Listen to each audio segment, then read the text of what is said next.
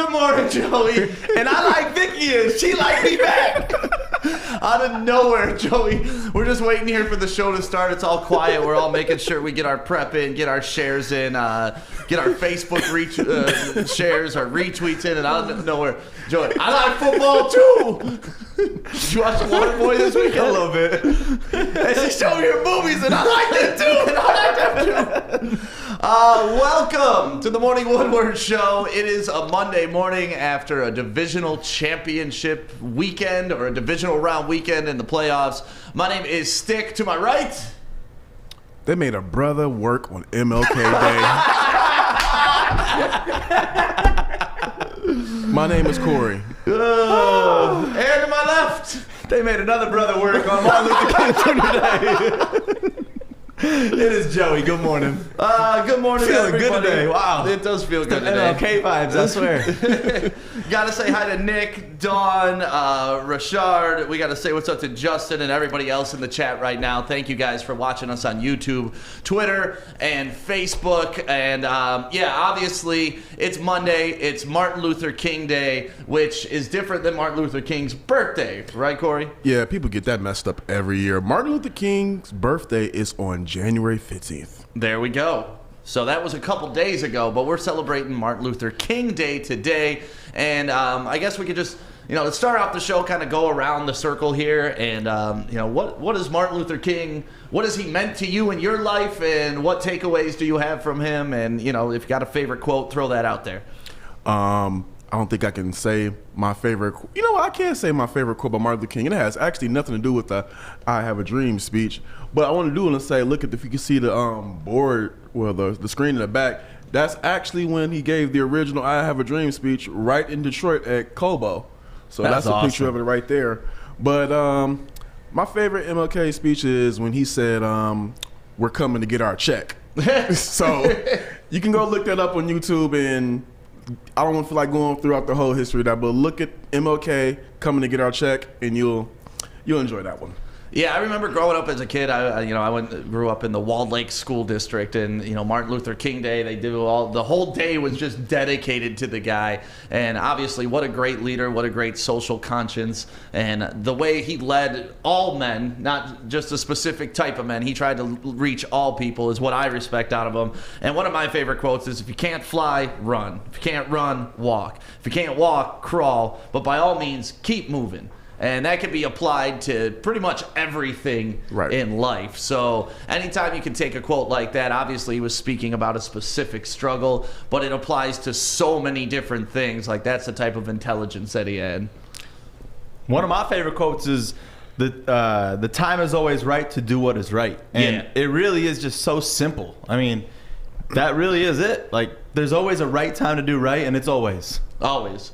And that's simple. That's what I live by. Yeah, I was going to say, Joey, if anybody, you live by that. Like, you're always doing the right thing. It's just this one thing about MLK. There was so many great quotes that he put out in this world that still live on today. Right. And it's something that you just can't ever forget. Right. So, happy MLK Day to everybody. Corey, sorry you had to come into work, man. It's cool, y'all. When I get out of here, when the show is over, I'm just going to fly out of here. It's just going to take off. Like, that's it. I'm out. I'm done. Put in my 2 hours today.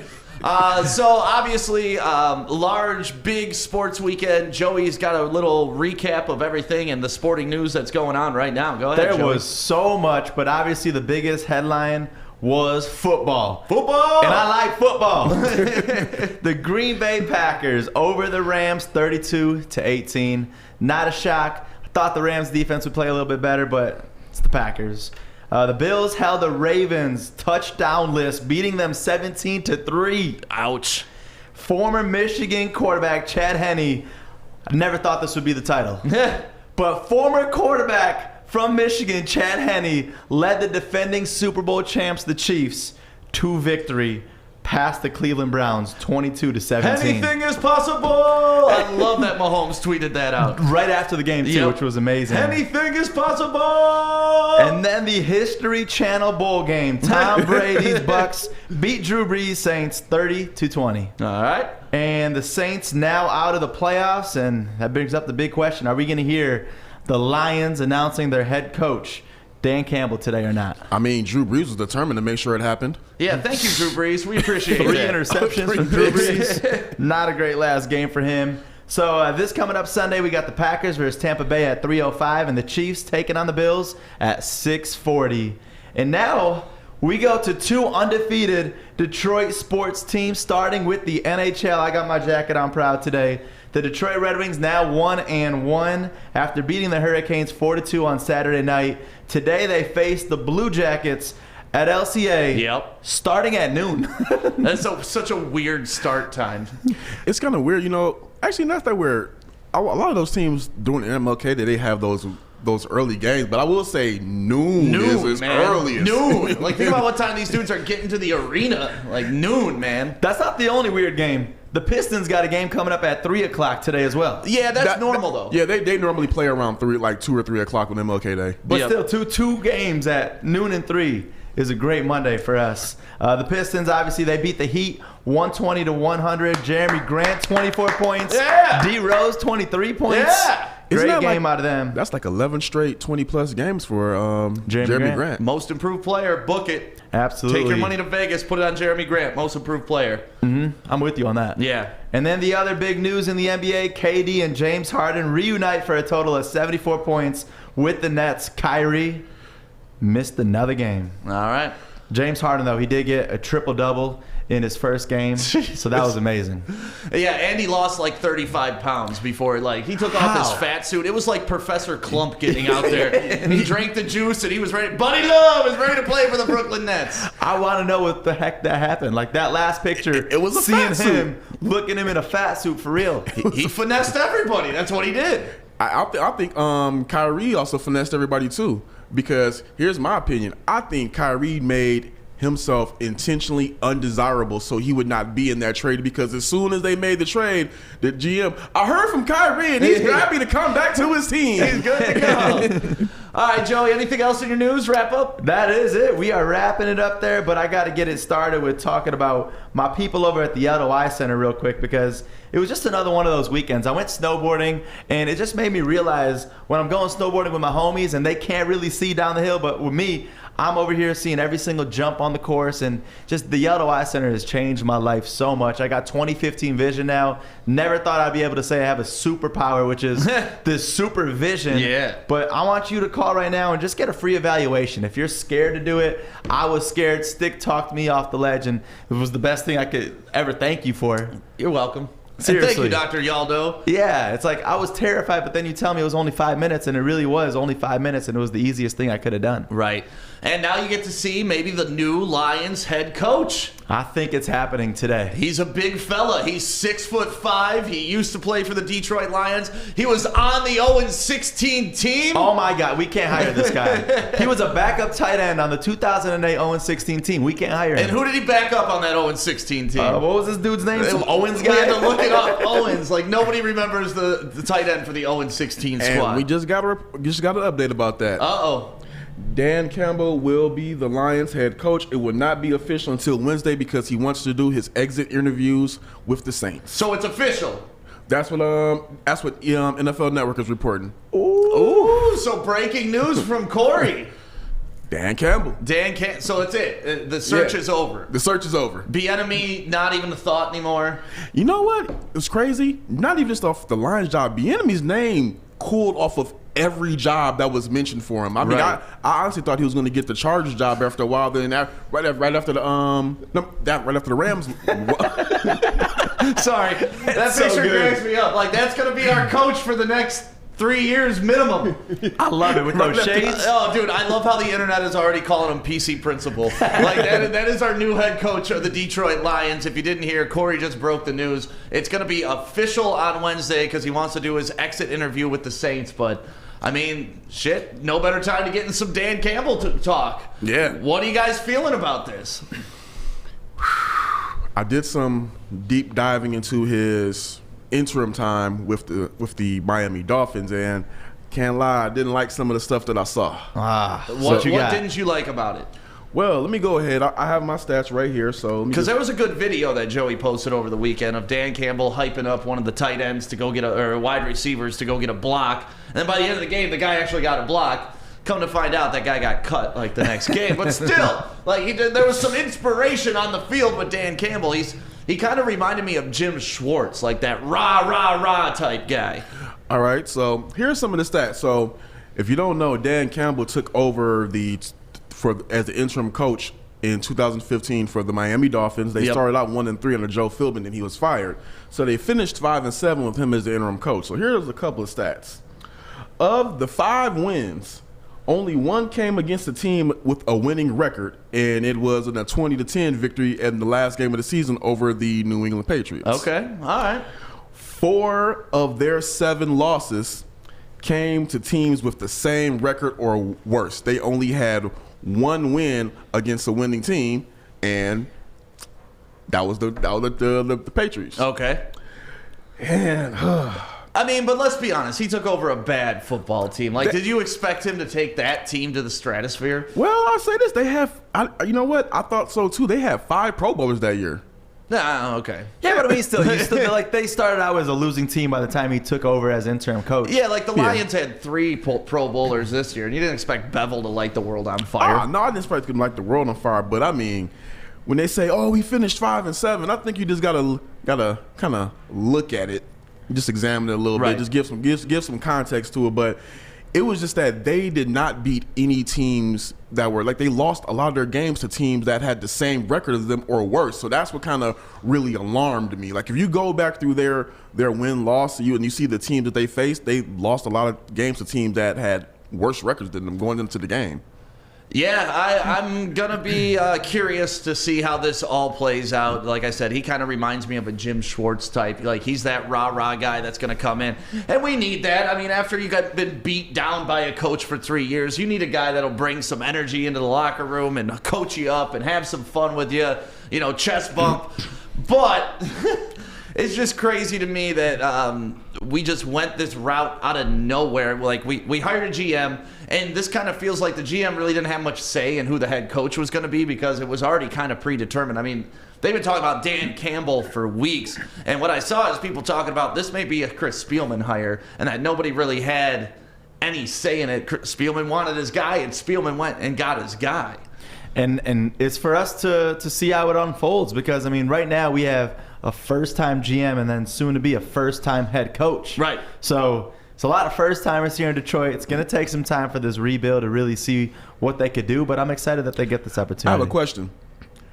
We just said that Dan Campbell was talked about for a couple of weeks, right? Right. Do you think that they gave Brad Holmes the job because he was just on board with Dan Campbell? Do you think that came up in conversation? That's what I'm feeling with this because, I mean, they announced Brad Holmes, last week, 3 days ago, 4 days ago, and all of a sudden you got your head coach lined up because they lost the game. So that says that they already had him lined up before that. And to me, like, we were worried that they were going to bring in the coach before that, and maybe that was part of the hiring process. Hey, you like Dan Campbell? Cool. I'm glad you like him. Welcome aboard. He's your head coach. Like, you didn't really get a say in it. But as long as that's part of his vision and he's okay with that, I mean, because obviously he's coming from the Rams where Sean McVay was a tight end coach, so you could still have that belief that, Sean McVay was a tight end coach, Dan Campbell's a tight end coach, but he's also the assistant head coach to the Saints. So maybe this is the guy that will fit into our system and he can find the players that he likes. I'm excited to see what he does with Hawkinson, at least. To me, if I'm Hawkinson and this is my head coach, I am celebrating. I'm running up and down Woodward naked right now if I'm Hawkinson. There is no, this is the best possible situation. You get a tight end head coach from the Saints, even though Saints tight end is really, besides Jimmy Graham, what have they done lately? Not much. That's what I was just trying to look at, too. I'm like, I don't really see anything that's – they're all right. Right. They're all right. They're all right. Nothing to write home about, but hey, he's the guy. Right. So I'm just curious to see. I think what will be really important is who he hires as his coordinators. I've coordinate. I've seen Bam, him. Bevel. You got to coordinate. Where the mushroom You got to at? have the mushroom belt. Now, I will say I watched that movie this weekend. Sorry, Boomerang was on this weekend. Oh, that's my favorite movie if ever. Boomerang's on, you got to watch Boomerang. Oh, yeah. Joey's never seen it. You guys, every single movie you drop is always, this is my favorite movie I've ever seen. I mean, if they're good movies, you know, we got to get you culturally hip, Joy. Because the fact that you haven't seen Coming to America still bothers and Boomerang. Like, we just got to have an Eddie Murphy weekend. Is there movies that we could watch that when I was alive at least? Damn. Doesn't matter, man. These are culture importance. Coming to America comes on like it's every day. You know what? For Martin Luther I don't King watch Day, TV like that, okay? For Martin Luther King Day, his assignment, Coming to America. Can we do that? I'll leave work You early and I'll leave watch early that. to watch Coming to America. All right, now back on Dan Campbell. Yeah. Sorry about that. We started talking about coordinate, and we were talking about bevel. I'm just wondering who he's going to bring as the coordinators because I've seen a few clips on him, and he looks like a leader of men. Right. I will say that. So that's really important because Dude, 6'5" and just a house. I mean, the first day you're in as the interim coach of the Dolphins, and you have the guys doing Oklahoma's. That's badass. Right. So I'm just curious to see what he's going to do and who he hires. I'm not going to lie. I would have loved if we could at least interview Doug Peterson for the OC job, but looks like he's going to the Seahawks. So Wow, that's going to be interesting. Doug Peterson and Russell Wilson. Yeah. That's going to be a DK Met. Oh, ooh. yeah, Ugh, so Seahawks just got scary. So I don't know whether we're going to keep Bevel as the OC, whether they're going to look at Anthony Lynn. Now he's another top OC hire that would be pretty good. So who knows? And what about defensive coordinator? I mean, that's who they really got to focus on, because if we like Bevel and we're comfortable with Bevel, cool. That's set in stone. Yeah. Let's move on. Now, I did hear, and I'm going to try to look more on this. I read something that Wade Phillips said he wanted to come out of retirement to do would be a DC. I'd take Wade. Yeah, and I'm like, I would take Wade as DC. Can he walk? I mean, Wade's old as hell. Like, Wade was old when I was young. I mean, you think he's going to be like Gunther Cunningham when we had, remember that? I'm going to tell you this. If he's our defensive coordinator, he's the defensive coordinator that's up in the booth calling the game. He is not on the sideline. Wheeling on his wheelchair. Right, just up there just like calling his plays. But brilliant defensive mind on him. He's one of those guys, too, that you just got that respect for like all of his players. Yep. So you want to play for him up there in the booth. Yeah, thanks. Thanks, Coach Wade. So whenever anybody gets put on a spotlight put on them, seems like, especially in 2019, 2020, and here we are in 2021, some asshole tries to dig up some dirt that they said when they were like 16 years old, or perhaps in college, or find some picture 2 decades ago, or find a text to an old girlfriend when they were arguing and set these people up. And that happened right here in Detroit with the Detroit Free Press. Right, Joey? It sure did. There's a reporter. I want to get his name right. His name is Marlo Alter. And he wrote this article about Dan Campbell. And when he was in college, he was given a speech. And he definitely... I'm not going to pretend that I knew what the hell was going through Dan Campbell's head, right?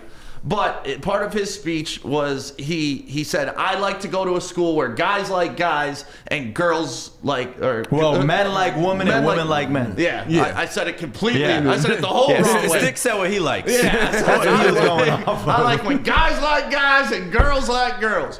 No, but that's what he said. Homophobic line. That's what he said. He likes when men like women and women like men, and that's what happens when he goes to his school. And he was saying that clowning another school. Like, I don't think he meant it with, like, haste. But, once again, I'm not going to pretend to interpret what the hell he said.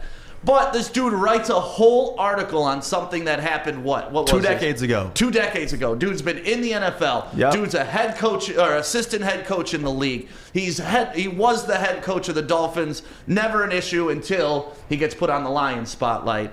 And this dude writes a whole article about him. It's in the Free Press. I don't know why the Free Press still has this article up, but they still got it up. I mean, listen. The world of the internet, when you post something, that is it. It is there. It lives on forever.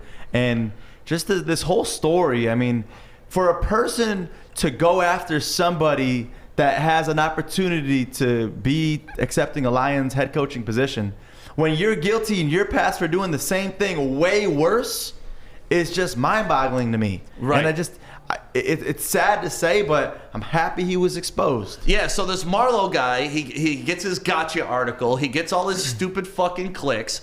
And come to find out, his Twitter is full of, like, homophobic slurs, like the F-A...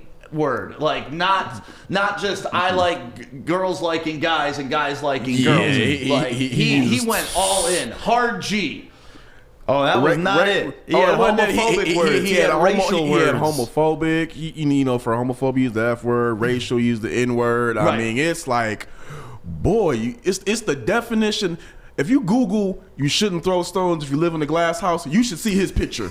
Because I was like, that's some balls right there. Right. But the internet giveth, and the internet taketh away. Because he was all sitting high like, hey, guys, I got 10,000 clicks for the Detroit Free Press. Check out my article. And he's all excited about this. That was over the weekend. But you know what today's headline is going to be? Right. Fired. Yep. This dude's getting fired. He already put up an apology tweet. I apologize for the unacceptable tweets from my past. There is no excuse for the language I use, and I'm embarrassed. I do not condone that language. I'm sorry that anyone that feels offended and deeply regret my actions. In other words, please don't fire me. Yeah, in other words, I got caught and now I'm apologizing because I tried to call somebody out when I'm an even bigger bigot. And I think he's full of it when he says that I don't condone that language, because we have proof that you do condone it. Multiple times, not just one tweet, not an off-the-cuff comment at a pep rally to try to fire your school up. And I mean, and Twitter's just roasting this guy. So the whole time you were writing the article, you never thought, hey, maybe I made worse comments than that. Yeah. And the thing too is like, I'm not for the cancel culture at all. No. You deserve a second chance if you slip up, you say something. Like in this Campbell situation, I don't know the context to it, but I'm eager to see how he comes out, because he's not accepting this job without confronting this now. Right. This has gone national. It's a huge headline, all about how he recovers from this. But for somebody to go after someone else and then have to be put in that same situation, like you want him to not get this job, right? Well, then what about you? How are you going to be held accountable for this? So there's no way that he gets out of this. Yeah, and that just shows what a little piece of crap this guy is. Mm-hmm. I mean, to ever be sitting on that type of pedestal to where you think you can call someone out, try to ruin some. That's what I don't get. Like, what is the objective of putting this article out there to begin with? It was said, it was done, it was dealt with 20 years ago. Now, if this was a continuation of behavior, or this is a pattern that we can establish and go back to and be like, oh, he's doing this today. Well, he was doing this 20 years ago. So this is who this guy blatantly is. But to make up and fabricate this thing to be relevant 20 years later, when you yourself are much bigger bigot, it's just so crazy to me that this is the type of world we live in, to where people will get you with those little quotes, those gotcha moments, just so the free press can get those clicks. And another thing, guys like him is the reason why athletes and coaches don't like media. So that's just really and it. I don't blame them. I don't blame them at all. They will. That's what the media is for. The trolls. They're out there to get anything that they can, even if it was 20 years ago. Right. Whereas you look at Marlo Alter's Twitter, it's not just one offense. You got October 2011, November of the same year, then the next year you got February, then in July. So it's multiple instances to where that's not forgivable. And for everybody that's watching right now, if you think, oh, I got the program that deletes my Twitter from 6 months ago, there's a way you can search, and you just put in the Twitter name, and you put in, I believe it's like a colon, and then you put in the word, and it'll pop up to see if you've ever used any of those words. I know this because I did that to myself. Like, because one of the companies we used to work for, when they're doing a background check on you, that's one of the things they do. They'll pull up your Twitter, and they'll put in all the bad words that you could imagine, just to see how often you tweet them out, what the context was. Choff actually showed me this. Really? Yeah. And I was going through and just double checking. F-bombs and stuff like that, just cleaning them up. Like stuff like that. But, I was searching words like black and words like, just all the bad words that you could search to see if, when I was young and on Twitter, I said anything stupid. Thank God I didn't, because I'm not stupid. But there's going to be lots of kids that get this comeuppance. Hey, that's what I always tell my friends. As somebody who has stuck their foot in their mouth professionally and personally, watch what the hell you post. And if you post it, you got to be able to live and die on that sword. And text messages. Yeah. Yep. Be careful what you text. Anything in words. Yeah, just period. Anything you put on a phone or anything that can be screenshotted can and will be used against you in the public court of opinion. And that's really the state of the universe that we live in right now. So you got to be careful. But if you're going to be calling out people, you better be sitting on the highest, cleanest pedestal ever. Because things like Marlo, you're going to get called out. I can't wait to see what happens with this. It's a real big test on Detroit Free Press today. The fact that the article's still up is amazing. I mean, to you me. can't delete it. If you delete it, it's even worse. How's it worse? How? It's already been said. The talk's all been there. So I would look at that. So all they're doing is cashing in. But the way I would look at it is, the Detroit Free Press doesn't really care about what one of their employees said, so they deleted it trying to cover up. That's how I would look at it. You know what? Ant just commented something that I even posted the other day when I was trying to get at a couple of my friends, and I want to repeat that. He said, I've lost opportunities off what other people said on my page. That's definitely happened to me. That's why I always tell my friends, like, hey, I work here. My bosses are pretty cool, but hey, check that check that shit for real. Chill It's out. cool. I'll never hold your friends against you, Corey. Unless it's Ant. If it's Ant. No, but Joey and I know a guy that's like lived his he was a good friend of ours, and then over the course of the last 2 to 3 years, all he's become is this gotcha cancel culture guy where he'll screenshot you, send it to your employer, and that's just like his everyday life now. He's just trying to destroy other people, and he baits them in by saying dumb shit, and then when he gets it back, it's like, oh, can't talk that way to me, sends it off, and it's been crazy to watch the evolution because I know people that have turned into Marlo, and I don't like it. Don't be like Marlo. No, don't be a Marlo. We need to make that a t-shirt. Literally. We want to get that up at the store today. Don't be a Marlo. For real. We need to clown this guy, and then it needs to have a fucking clown on the t-shirt. This is my thing.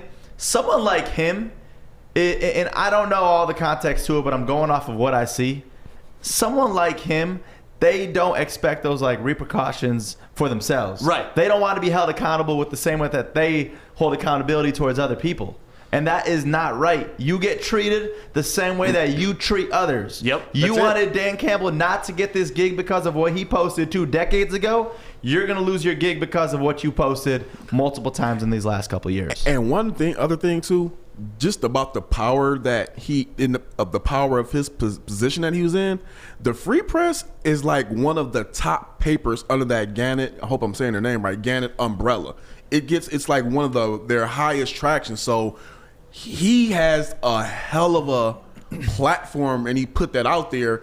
And as they say, chickens came home to roost. Yeah, and I mean, let's be honest. It is a news story if you want to make it a news story, but you can't be the guy that calls it out. Yeah. You got to create a false name or something to put that article out there. So, because you have to be self-aware and know, oh man, I was an idiot 9 years ago too. I said dumb things. I'm so glad I went to college before Twitter, before Instagram, before all that. Because especially I can only imagine. Dude, my mouth has been horrible my whole life. My whole life. Yeah, I torched my old account. I'm pretty sure they can find it, but I torched that all the time.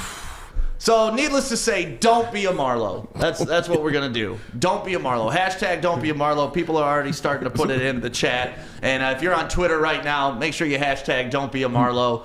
Nobody wants to be a Marlo. This guy's the worst of all humans. And it's sad to say, but he just got exposed. Yep. That's the only reason why. Because he tried exposing somebody else. That's so stupid. It's so stupid. So make sure your closet's clean before you go digging into other people's closets. We're going to take a 30-second break. We'll be right back to talk about the football glorious weekend that was. There was football this weekend? Football! I'm looking to bring on another HVAC tech right now. We are recruiting 5 to 10 techs a month. We're looking to grow and expand. Every new tech we hire is from Northwestern Tech. The hands-on training is fantastic. They're always my first call. We love hiring Northwestern Tech grads. They come out trained and ready to work. Our program is only 10 and a half months, and our next classes are starting soon. So why wait? I'm looking to hire Hire a graduate of Northwestern Tech. Northwestern Tech. Northwestern Tech. Northwestern Tech. I love this graphic behind me, man.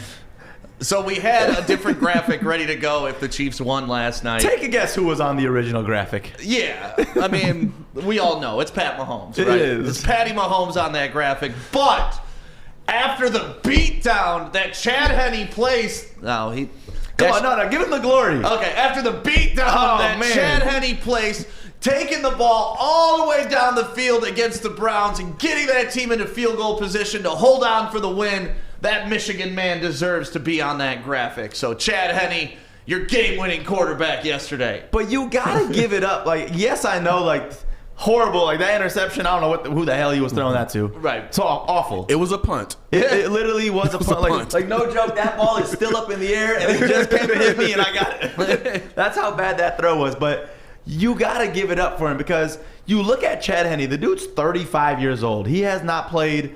He has not had many starts. I mean, he had to start week 17 for the Chiefs. Right, but, which was, thank God he did. Yeah. Right? And that was the first start he's had since 2014. So to come in, to fill in for Patrick Mahomes on the defending Super Bowl champ team, you got to give it up. Yeah. You got to give it slow up. clap it, too. Seriously. Slow clap it for him. I'm just glad that a Michigan man beat an Ohio team. Just Oh, yeah. So that must have been you that tweeted that out Yeah. last night. That's a Corey. good tweet. I like that. So yeah, Chad Henne had to come into the game. If you didn't see, it was. I didn't think it was that bad of a hit that Mahomes took. Those are the scary ones, and though. you didn't even see his head hit the ground or anything. It just kind of looked like he got like tied up around the neck, and then next thing you know, he gets up and he's wobbling. Like, and he did like, not. Look at it. And he did not know where he was at all. Dude, like, when I saw that, I was like, oh. Watch the lineman try to shield the ref. Like, he looks back at the ref. He's like, oh, no. Oh, you didn't see anything. My initial reaction, I wanted an upset. I wanted to see the Browns get this W, because how awesome would that be? Yep. A team that was as awful as the Lions were, bounce back and have this amazing comeback story. And I was like, oh, heck yeah, he's out. But then I started really watching it, and I was like, dude, there was not really a big hit on that play. This is going to be something that's bad. Yeah, no, and like I said, like I was expecting like the crown of his helmet to hit the ground hard, or the back of his head. His head didn't even hit the ground, so it looked like he just got his neck turned, and it kind of made him disoriented. But then they reviewed him, and you know, he went into the concussion protocol, and now the question is he going to get out before next week?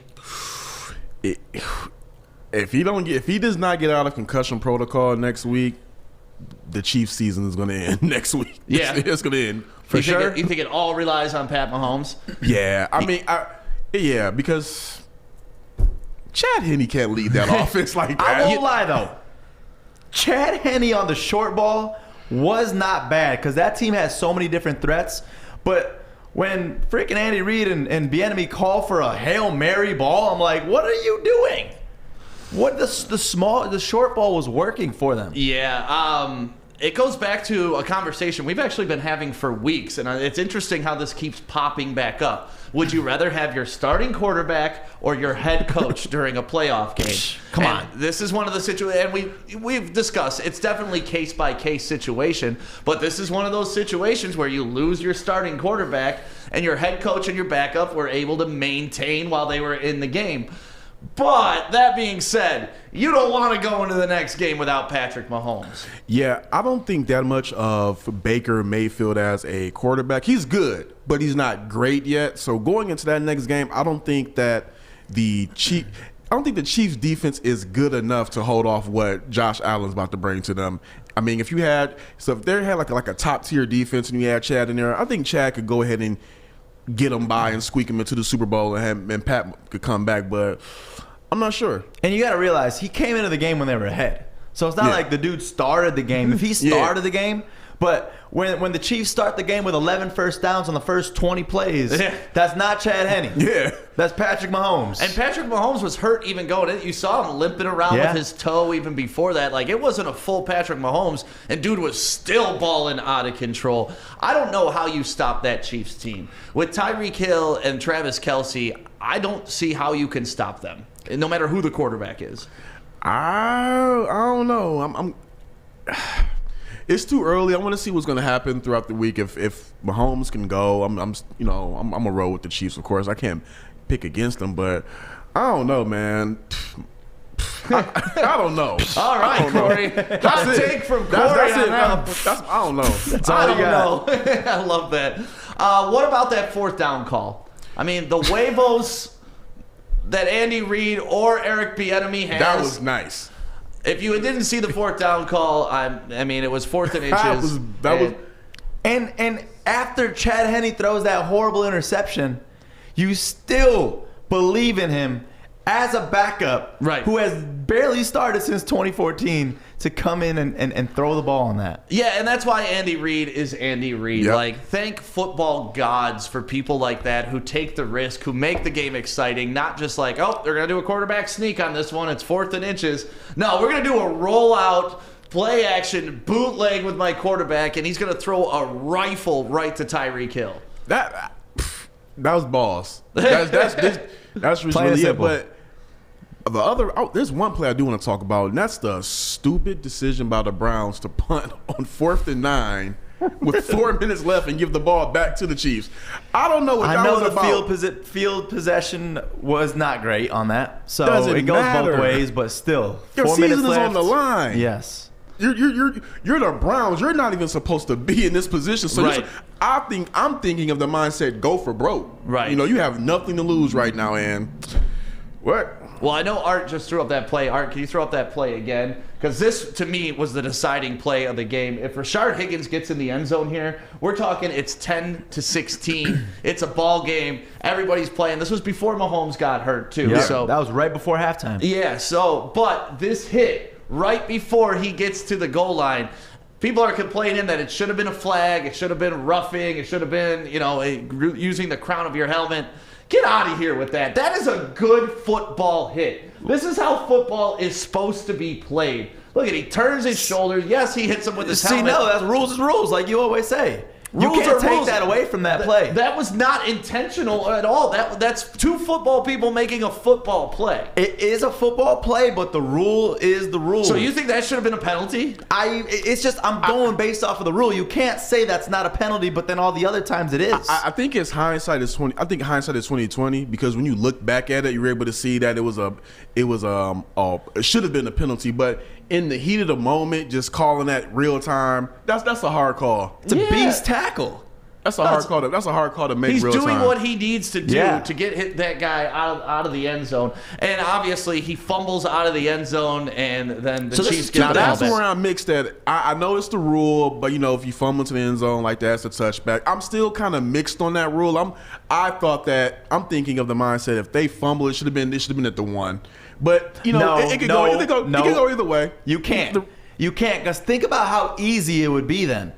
I don't care if I'm at the freaking 10-yard line. I'm just going to dive for the end zone, take my chances. If I fumble, it's still my ball. The security on that, I don't like this rule, but it makes so much sense because if you're going to try and clear the plane for the end zone, you got to have full possession of that ball. Yep.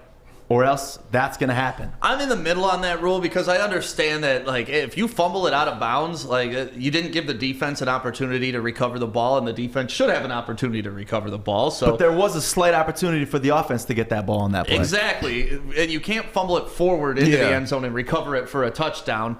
So that rule, that's one of those tricky rules. And honestly, I've never really thought about it till yesterday, and they started making a big deal about it during the game, saying, no, that ball should go back to the 20-yard line. It should be the Browns' ball starting at the 20, first down, and that would kind of be a good compromise because you're not giving it to them on the 1, but you're also penalizing them for losing the ball out of the end zone. And I thought that was a fair compromise for that rule if they wanted to change that specific rule. Yeah, like I said, you can go either way on it. It was just like, damn, I knew they were going to lose off of that. I knew they were going to lose just off of that. Yeah.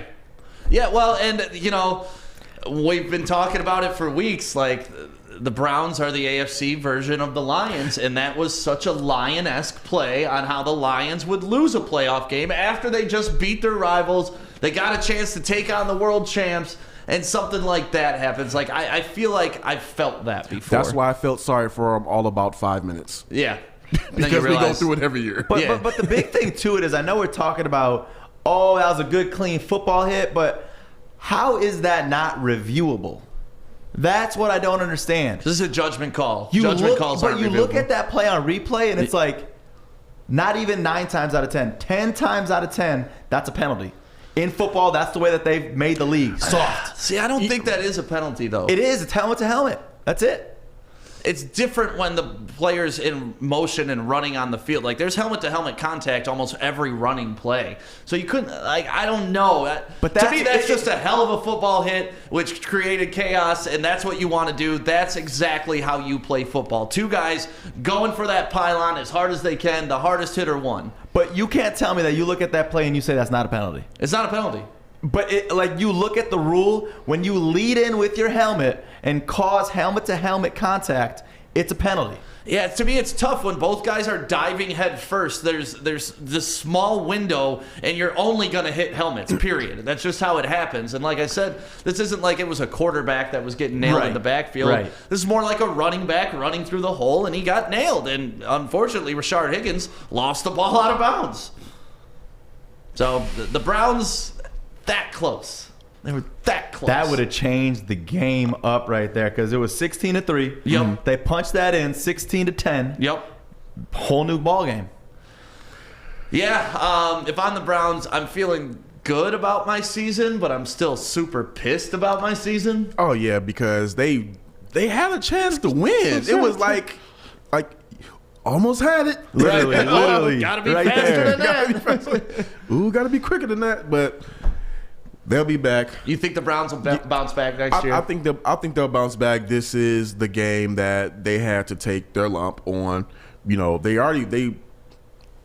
shocked the world to me by beating the Steelers how they did, the fashion they did. So they took their lumps. I think they'll be back next year better. And I don't know whether they advance to an AFC title game or go further than that. But I think they'll be a playoff team for a couple of years to come. And going back to our quarterback head coach situation, Joey sent me a text that was funny during this game, because obviously last game they didn't have Stefanski and they won. This game they had Stefanski and they lost.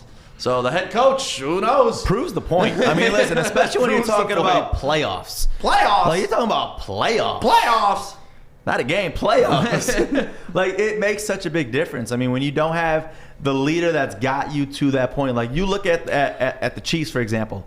In the last 25 games, the Chiefs are 24-1.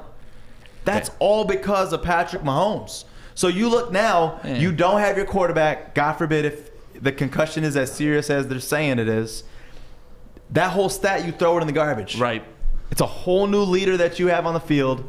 I don't care who your coach is. You don't all of a sudden make Chad Henne the GOAT on the court, GOAT on the field. I mean, he had a 13-yard scramble. Henne is a mobile quarterback. When I think mobile quarterbacks, I think Chad Henne.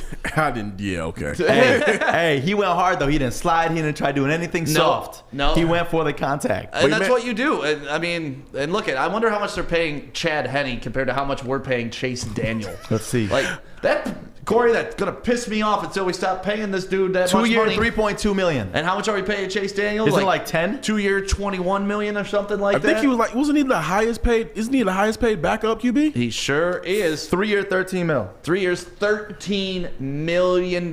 He's getting like $4.5 million a year to be our backup. $4.5 million a year. Jameis Winston was $1 million. Cam Newton was $1 million. Chad Henne, $1 million. We're paying $4 million. And then when our quarterback goes down, we don't even use him. We use the other backup to see what we got. And Chad Henne led him to a damn national championship. Sorry. I'll always get off on that tangent when we bring up Chase Daniel. That contract to me is one of the worst contracts I've ever seen signed in professional sports history. Because you're not even using them when you're supposed to. Hopefully Brad Holmes does not make any stupid decisions like that and sign a worthless backup. I'm sorry, he's worthless. He's not worthless. He's a solid backup worth $1 million a year, not $4.5 million. Like that's to me where it gets weird. Like if Chase Daniel was our backup and we were giving him $1 million, I'd be like, oh man, okay, we got a nice little setup here. Chase Daniel, serviceable. If anybody goes out, but no, highest paid backup in the league. And then you think about salary cap, because that was one of the unsexy things about coming to Detroit. That's $10 million more that you could have added to the salary cap right there. Isn't that crazy? $10 million. Isn't that crazy? But no, we want it on a backup quarterback. Yep. But yo, I just thought about something. I think I brought it up last week. How do you feel John Dorsey feels right now? Like yesterday, he saw both teams he kind of constructed facing each other in the playoffs. He was instrumental in, for the Browns, instrumental in the trades to get Jarvis Landry and OBJ, even though he didn't play. They picked up Kareem Hunt. He drafted, Nick Chubb, Denzel Ward, Baker Mayfield. Then on the Chiefs side, Mahomes, Kelsey, Tyreek Hill. Like, his coaching decisions were horrible, but he built, from the roster standpoint, he built those teams. And I think he's right now, he's a consultant for the Eagles. Okay. So he's not a GM, but he's an outside consultant. It's just wild. Like, hey, both of the teams that you built faced each other, and you're nowhere in sight. Yeah, he's gotta be proud, but also like, oh man, like what the hell? What the hell? If I only would have fired Hugh Jackson after the 1-15 season and did not bring him back to go 0-16. But sometimes there's people that'll lead you here, and you need the people that'll take you there. We saw it with the Pistons with Rick Carlisle and Larry Brown. Yep. Like, you see that every once in a while. It's just like, hey, this guy, he'll take us here. And it's great that he got us here, but beyond that, this is about as far as he can lead us. So that's it. Yeah. Now, hopefully for the Lions, though, we get someone that can lead us a little bit further than that. Right. Yeah. And hopefully our next quarterback is a leader like Breeze or Brady. That game, man, last night, like, it literally was like watching the History Channel. I know we've been clowning them with that meme that was out and all that, but it was literally like watching the History Channel last night. You got the quarterback with the most passing yards during the regular season, the quarterback with the most everything else ever going against each other, and it was just a great game. Two great guys. You hated to see anybody lose that game, but personally, I'm happy the Bucs won because I called the Bucs winning. I know, but... And look at this. Look at this. Look at this, Joey. This one got me, though. But, like, it breaks my heart to see Breeze go out this way.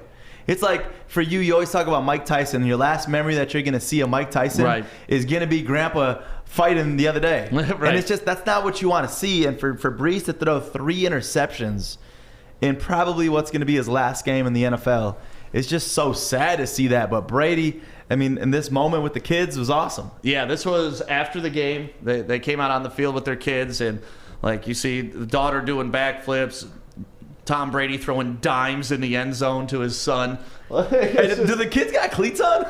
Yeah, those kids are swagged up, man.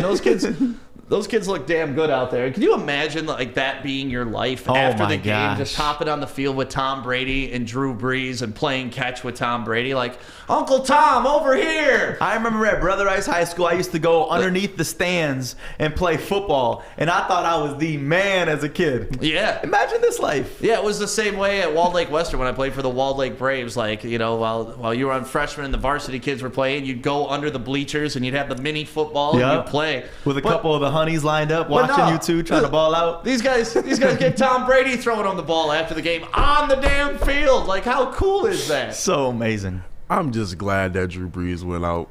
I'm just glad he's done. Really? That though? How do you hate Drew Brees? Oh, I don't hate Drew Brees. You just said you hated Drew Brees. I heard it. I heard play it. it back. I heard it too. No. Okay, I don't like. I'm not a fan. Why are you glad he's done? I just think he's a shell of his former self. I think he should have retired a couple of years ago. He's he at least he didn't Brett Favre him, like, oh, I'm retired and I'm coming back, but he's done. His arm, he can't even throw down the field. I mean, Jameis Winston looked better than him in that one play than he looked all night. And like I said earlier in the show, Breeze played like he was a man determined to have the Lions interview. Will bring Dan Campbell in this week as opposed to next week.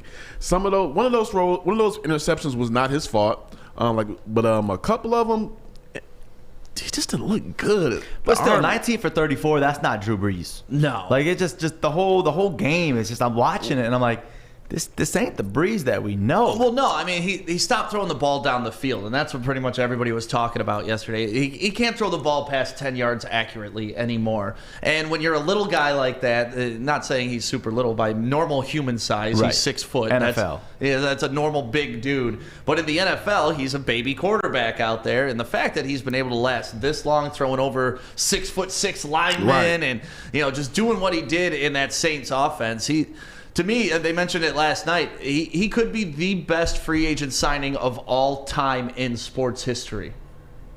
Yeah. Think about that. It's a bold statement, but when you really think about it, right? That's crazy. I mean, what he turned that franchise into, like the Aints were horrible. Like it was. But nobody was thinking about them. Yeah, they used to be worse than the Tampa Bay Buccaneers back when they were, wearing that creamsicle color. Like, for real, that's how bad the Saints were. And then they finally get Drew Brees in there, and, Katrina happens, which was obviously super tragic. And that was, 2005, 2004, something like that. And, he galvanized that city. He did so much for charity work in that city. And then he brought them a Super Bowl. Like, to me, he's got one of the great. He has a Disney-esque story of like the arc of his career. Now, this last year, a little bit different relationship with the community, a little bit different relationship with his team. Not the Drew Brees putting up the numbers that he was traditionally putting up, and it's tough. It kind of reminds me of, like, I know this sounds weird, but like the Batman quotes from The Dark Knight, like, hey. You're either the hero or you live long enough to become the enemy, or however that quote goes. I know I just botched the quote, but that's pretty much what Drew Brees is. Like, he was Batman, he was everything, but now you're kind of seeing his human side, and now he's being more of a detriment to the team.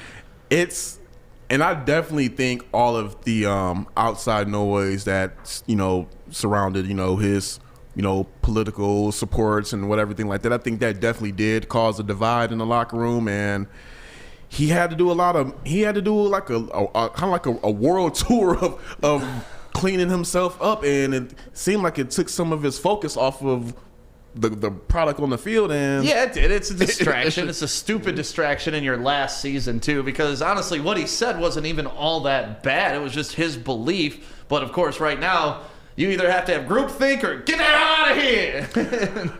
It didn't really work for him. Well, I mean, it is kind of.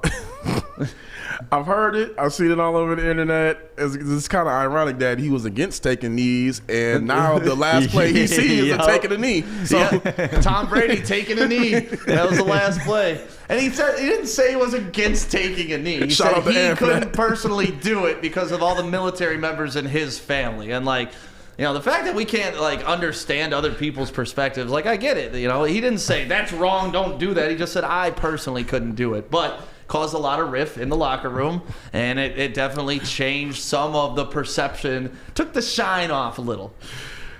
This was supposed to be his swan song, right? The storybook ending, and yeah. You know what my favorite part of the game though was seeing Lattimore locking down Mike Evans. Did you see them on the field? Yeah. They were going at it. Locking down. I love seeing. I mean, dude, he had one catch for a touchdown. Was it? Right in front of Lattimore. But it's just seeing them two going at it was just freaking awesome. Right.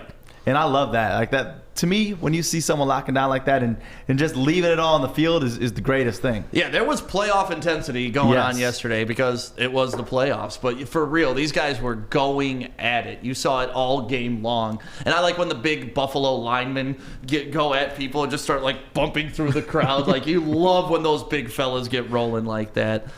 So we talked about Brees.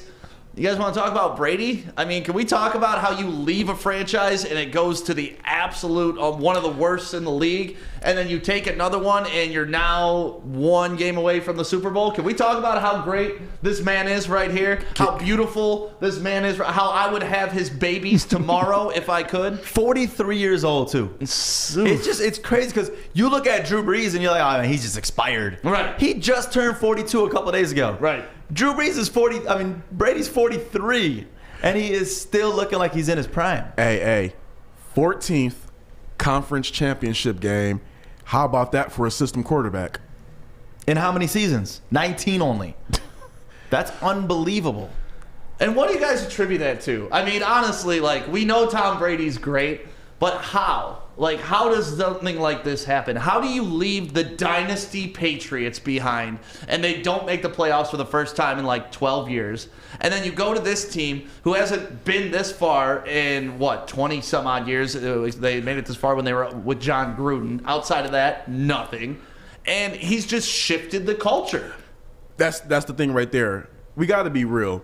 As great as Tom Brady looked, he's not throwing the same, but he's still a good quarterback. But Tom Brady's leadership is invaluable. When he first came to the Buccaneers, he didn't come in there walking like, oh, I'm Tom Brady. He walked in there and he was the first one there, always working hard. He was showing by example, this is why I'm Tom Brady. Right. And that rubs off on people. And it rubbed off on the Buccaneers, and that's why they're at where they're at right now. And I think that now the Patriots, they see like, hey, we should have done everything we can to make him feel. If they openly said we wanted him back, Tom Brady would still be in a Patriots uniform, even if they did have the season they had right now. It goes back to our quarterback or head coach. New England, you want your quarterback. Oh, come on.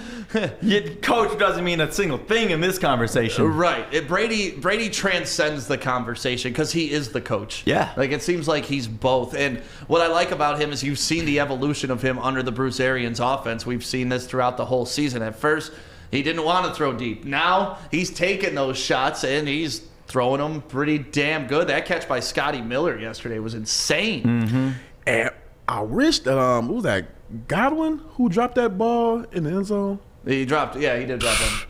That ball, that play that Brady threw to him, I'm like, that was a rope. But you look at his stat sheet here, and 199 for 2 touchdowns. That's not jumping off the page at you like, oh my God, this is the greatest quarterback of all time. Then you factor in he had a rushing touchdown, a little quarterback sneak there, and it looks a little bit better. But still, sometimes the numbers don't really show like the leadership that is involved, the game control, the tempo, reading the defense, like talking to your players like they're men and getting them involved. But what more can you say about Tom Brady at this? If he wins a Super Bowl for this team, greatest story. That's why I said if they win the Super Bowl, he has to go out on. So he has to retire. Yeah. I mean, I know he said he wants to play the 45, but I believe if they win the Super Bowl this year, he can be like, I told you so, I'm out. And truthfully, you can't do anything more than that. That's the mic drop. You can't. His legacy, what do? You win 2 at your new team? Who cares? Who cares? You know what he becomes? He becomes the charity of Super Bowls, and he just travels around to different teams and delivers us one. And then he comes to Detroit like, all right, well, I got Tampa Bay one. Detroit, you're up next. Here we go, baby. He gets us a Super Bowl. You guys down with that? He becomes just like the fairy of Super Bowls and just drops them on franchises for the rest of his life. That'd be amazing. Why not? Tom Brady, I believe in you. Even if he comes here as a coach, I would take Tom Brady. Oh, I love Tom Brady as a coach. Yeah. I would love that. See, people are like, Lions need Tom Brady next. And I agree. Yeah, no shit, we do. All you people commenting that, like, you are not a genius. We would all die for that. That's a good question. Do you guys think when he's done, do you think he'll go into coaching? Yes. No. You don't think so? Yeah, no. He's a family man. I think he's going to be on his yacht tagging chicks across the world. Like, he is going to spread Tom Brady's seed everywhere. That's what I would do if I was Tom Brady. That's what I'm trying to do, and I'm me. Right. And it's not working out because I'm not Tom Brady, but I'm trying. I'm out here trying. So, Tom Brady, I don't know what he would do. He's such a perfectionist at everything. It'd be interesting to see what he takes up. I think he'd be back coaching. You think so? I do. I mean, like, you just see what a leader he is, and, like, football is him. Yeah. And it's no surprise, and everyone he's around, he's the football guy. I like Kenny Burke's comment. Who was it? No, Ant actually said this. Brady's got a gig lined up, sports show or something like that. I mean, you could see him on TV. I could actually see him doing something like, rest in peace Kobe, like how Kobe had the Mamba Sports Academy. I could see Tom Brady doing something like a quarterback clinic where he gets QBs ready and on their mechanics and on their IQ and stuff like that. Yeah. Or I could see him doing like the Peyton Manning thing and just breaking down film once a week. Yeah, that detail stuff, that was a great series. If you guys haven't seen it, check out Peyton Manning's Details. And he's got a good personality, too, so I think he would be a fun one to watch. He's hilarious on Twitter. That's where we got that History Channel. He tweeted it, not us. So, yeah, Tom Brady, not much else to say about this guy. They're going to be playing next Sunday, and he's got a chance to go to a Super Bowl with a different team, which blows my mind, but Tom Brady gonna Tom Brady. And you know what's interesting? I know a lot of people I know, a couple of my friends, they like to say, compare Peyton and Tom still about who's the best quarterback. I don't think it's a conversation, but just even look at it right now. In this last run, Brady is still looking better right now than Peyton looked in his last few years. So Yeah, no, Tom still looks like he can play another 10 years, and that's what's scary. Do you think that they got a chance, though, against the Packers? You think it's going to be an easy one for them? What do you guys think? I don't think it'll be easy by any means. Because it's definitely not easy. My big Definitely. fear was seeing the Bucs defense yesterday. I was not impressed. Really? There was 0 sacks on the whole game. That's because Drew There was Brees gets rid of barely- the ball in 1 second. But there's still just the pressure wasn't there, and that was something that I was like, when you're going against the Packers, I think Aaron Rodgers is even more explosive than Drew Brees on I that don't end of know, it. man. That defense, they picked Drew Brees 3 times yesterday. They forced 4 turnovers. Those picks, man, White those- was playing like an absolute animal. You got Ndamukong Suh. You got Bunting or Humphrey Bunting. Is that his name? Yeah, but I know you're talking about. Yeah, that cornerback who had the pick. I've been high on their defense all year. Like Adam hasn't liked their defense all year. I think they're good. I think they're good, if not great. And then when you support them with all the weapons that they have on offense, Tom Brady, Gronkowski, Antonio Brown, Godwin, Mike Evans, it's just Fournette, Rojo. It's just, my God. I don't know, man.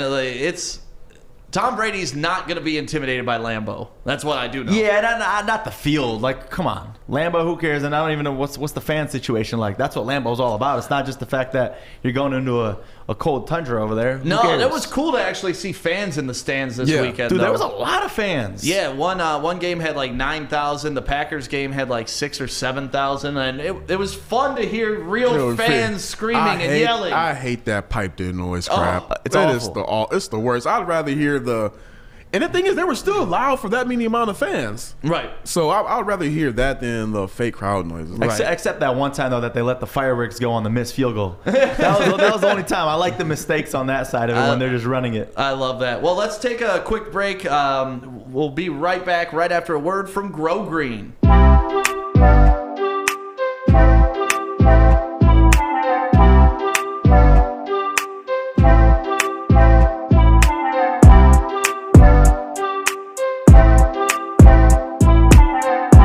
Spinning him down and putting the ball in the 1. Second and goal, and Joyce Bell goes in for the touchdown.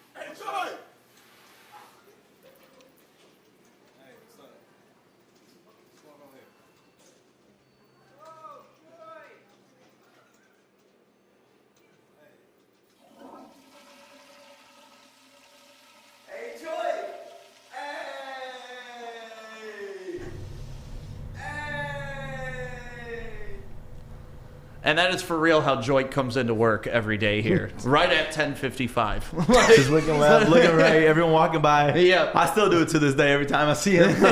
I know. Now that we did that, it's become like an actual thing around here, and I think he's really starting to get annoyed because I did it to him the other day. He's like, he just literally shook his head at me. So sorry, Joy, my bad. But you got today off. He took today off, Corey. I don't know why you didn't text me at 12:05 like him. Just tell me. It's not going to happen.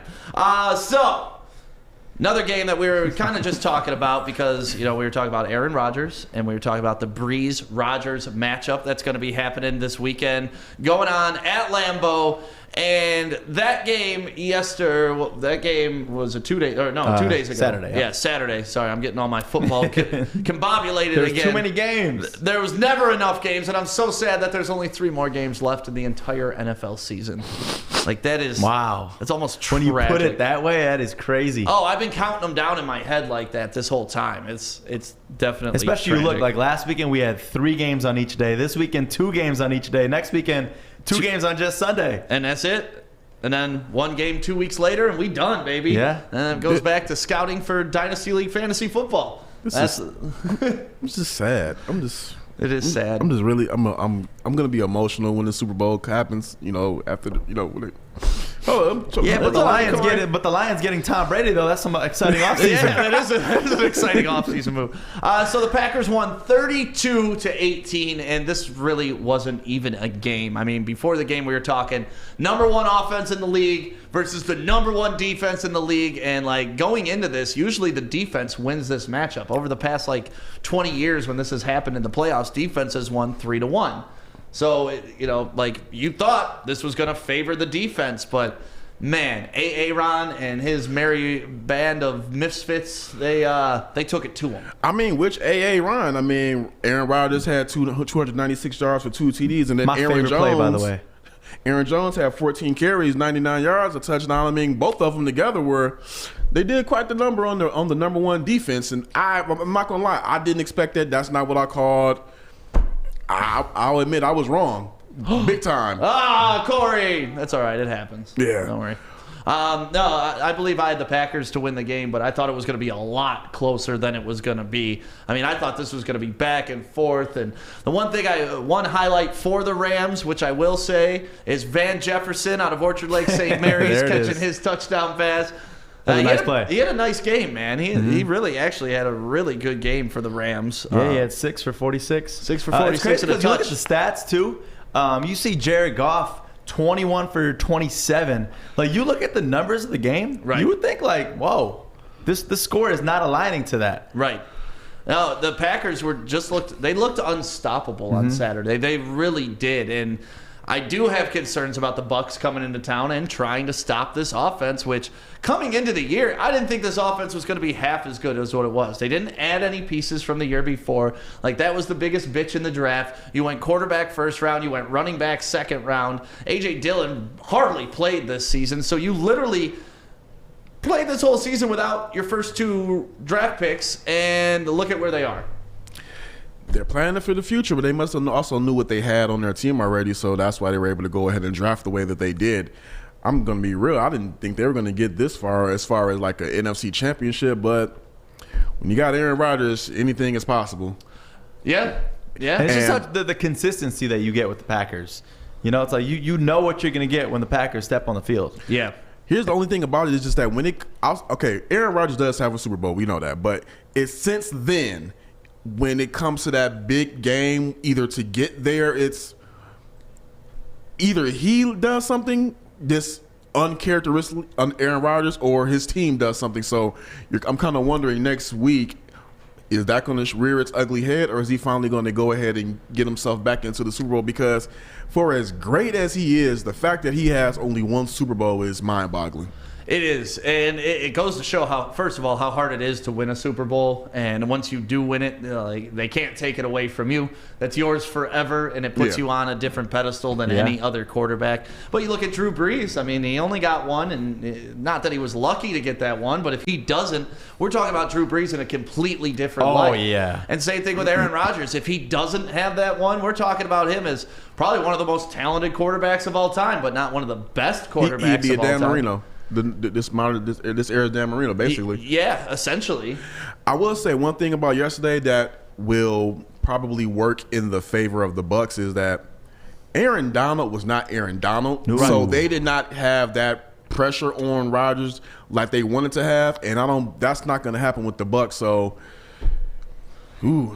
no, he's in for a tough. It's going to be a tough out. It's going to be a tough out either way. But even so, they had the number one defense in the league and let up 484 yards. Damn.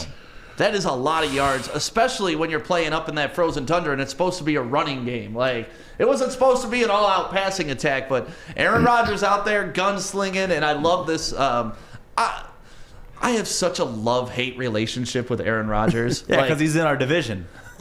No, just in general, because you could tell he's such a prick, but he's so good at being a prick. At being he's like Bill Laimbeer back in the day. Yep. You know, it's like, damn, man, like I really hate this guy, but I wish he was on our team.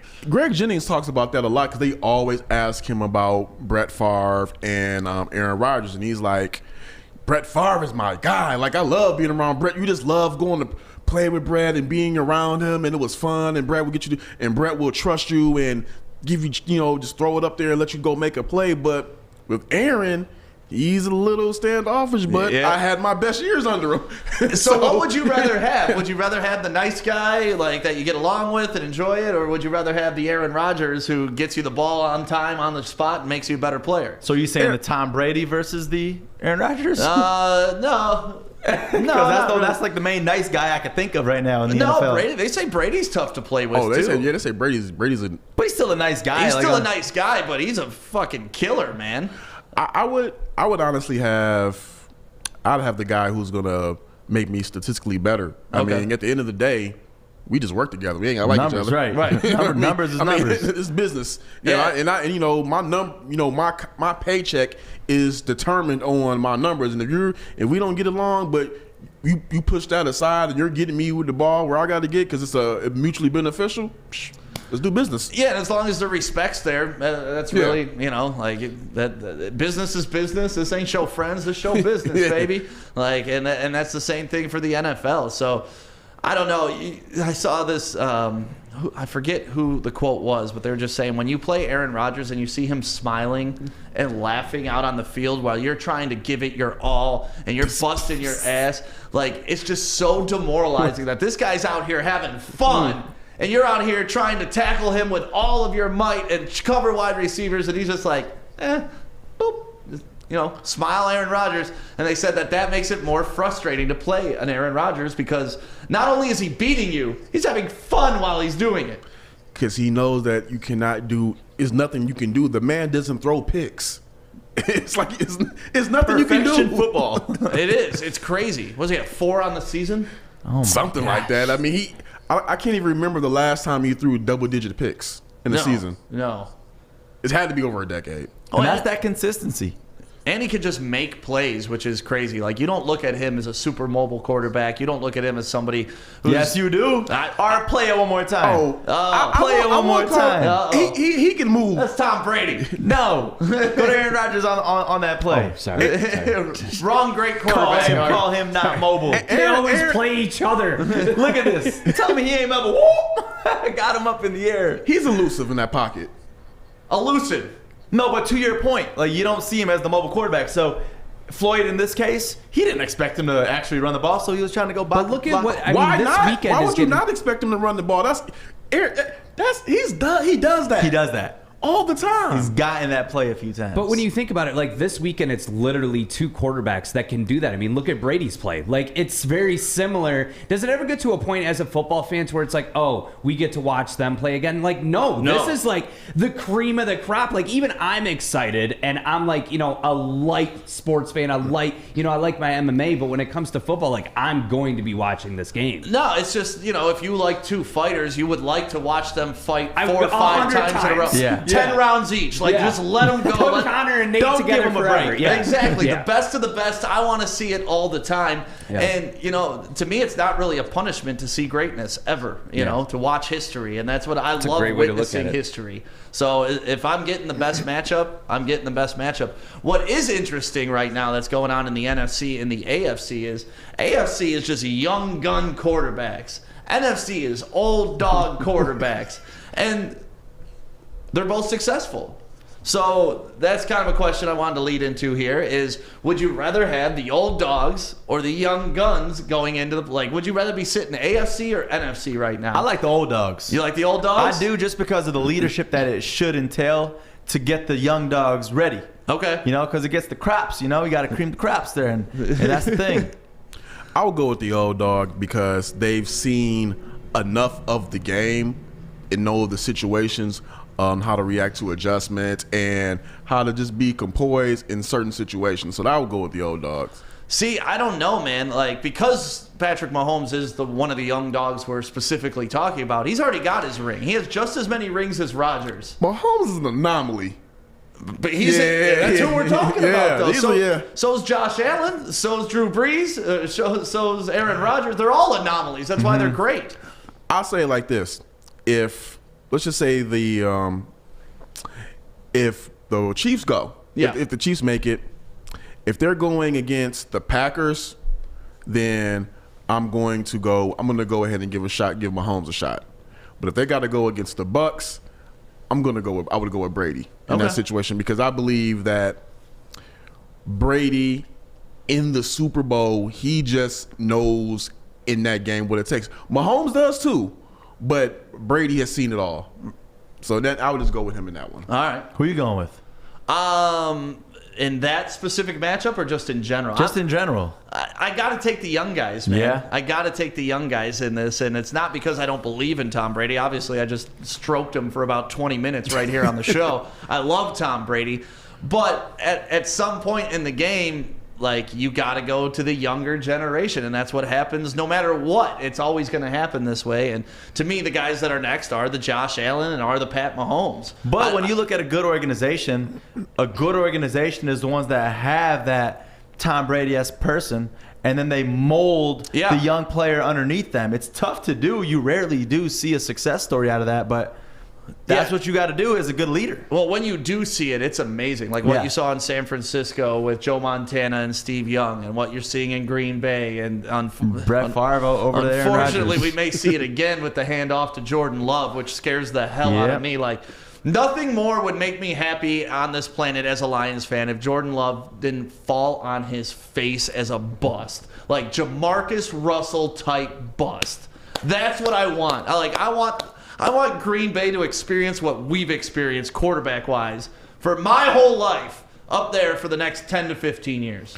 I hope so, because we cannot go through another couple of decades of Green Bay torture quarterbacks going from Brett Favre right into Aaron Bleeping Rodgers, and then to go into a Jordan, Right. No, so if I'm a betting man, though, I'm taking the young guys. Yeah. I like the young guys.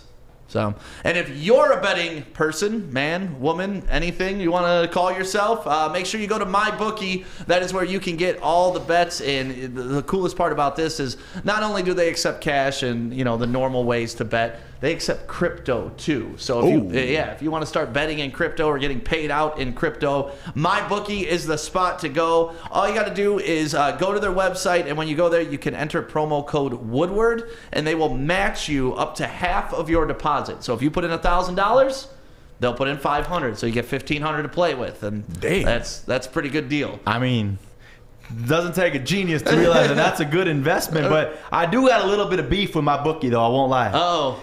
On the homepage of their website, they got Patrick Mahomes. We got to swap that out with Chad Henne this week. Yes. Yeah, we got to swap that out. Chad Henne is not up there. No. So go to MyBookie and place your bets today. They got fun prop bets too, and some of the cool features that like the big dogs don't really have right now. So make sure you go to MyBookie, enter your promo code Woodward, and get to work making that money on all your smart bets. Man, don't be like me and forget to place your bets, because I was running all my errands, and How did you forget this? I don't know. I was running all my errands, and I was about to get back home. And I'm like, you know what? I need to go and place this bet, because I just have a hunch that the Saints and the Bucks are going to be tied at halftime.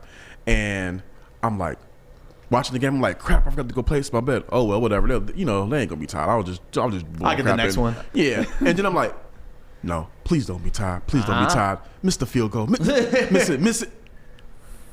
Yeah, I know. Maybe you just text us what your thoughts are, Corey, right? And then I'll hop on MyBookie and I'll place it. Well, I know a lot of people were sweating that 10.5 point spread for the Browns too. Oh yeah. Ooh, that was messing with people. So it was a fun weekend if you were betting spreads. Oh yeah, I've seen some tweets that people might want to go ahead and delete after that, because it was ugly. No, a lot of people put money to get the Browns blown out, and it obviously did not happen. One of the games though that was kind of a blowout and an absolute snooze fest.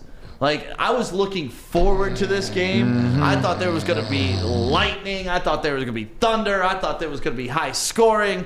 We're talking about the Baltimore Ravens versus the Buffalo Bills. That was a tough game to watch. So boring. 3-3 through the first half, and really the main scoring came on an interception, 101-yard return, which is badass. That was sweet. 101, you rarely see that in the game, and this is just the play was so beautiful. Right. But this was it. I mean, you watch this was the game. Like, you literally just watched the whole game in 15 seconds. And you know what the irony of that is? I believe I want to say the last person, but one of the more memorable returns like that is an Ed Reed one. I believe he had like 101 interception return. So the fact that it happened against the Ravens, it's kind of wild. They know Ed Reed I can't out believe there. Lamar Jackson couldn't get down the field fast enough to make the tackle on I mean, he this. was there. He was there. He He got was blocked. there, but I mean, come on, you gotta cut off the angle on this. Let's see if he took a second or if he reacted right away. Let's see. I mean, he's got to take an angle. Yeah. Look at him. Come on. Yeah, okay. Dude's faster than him. And then what? He doesn't get but I mean, come on. A quarterback's not trained to.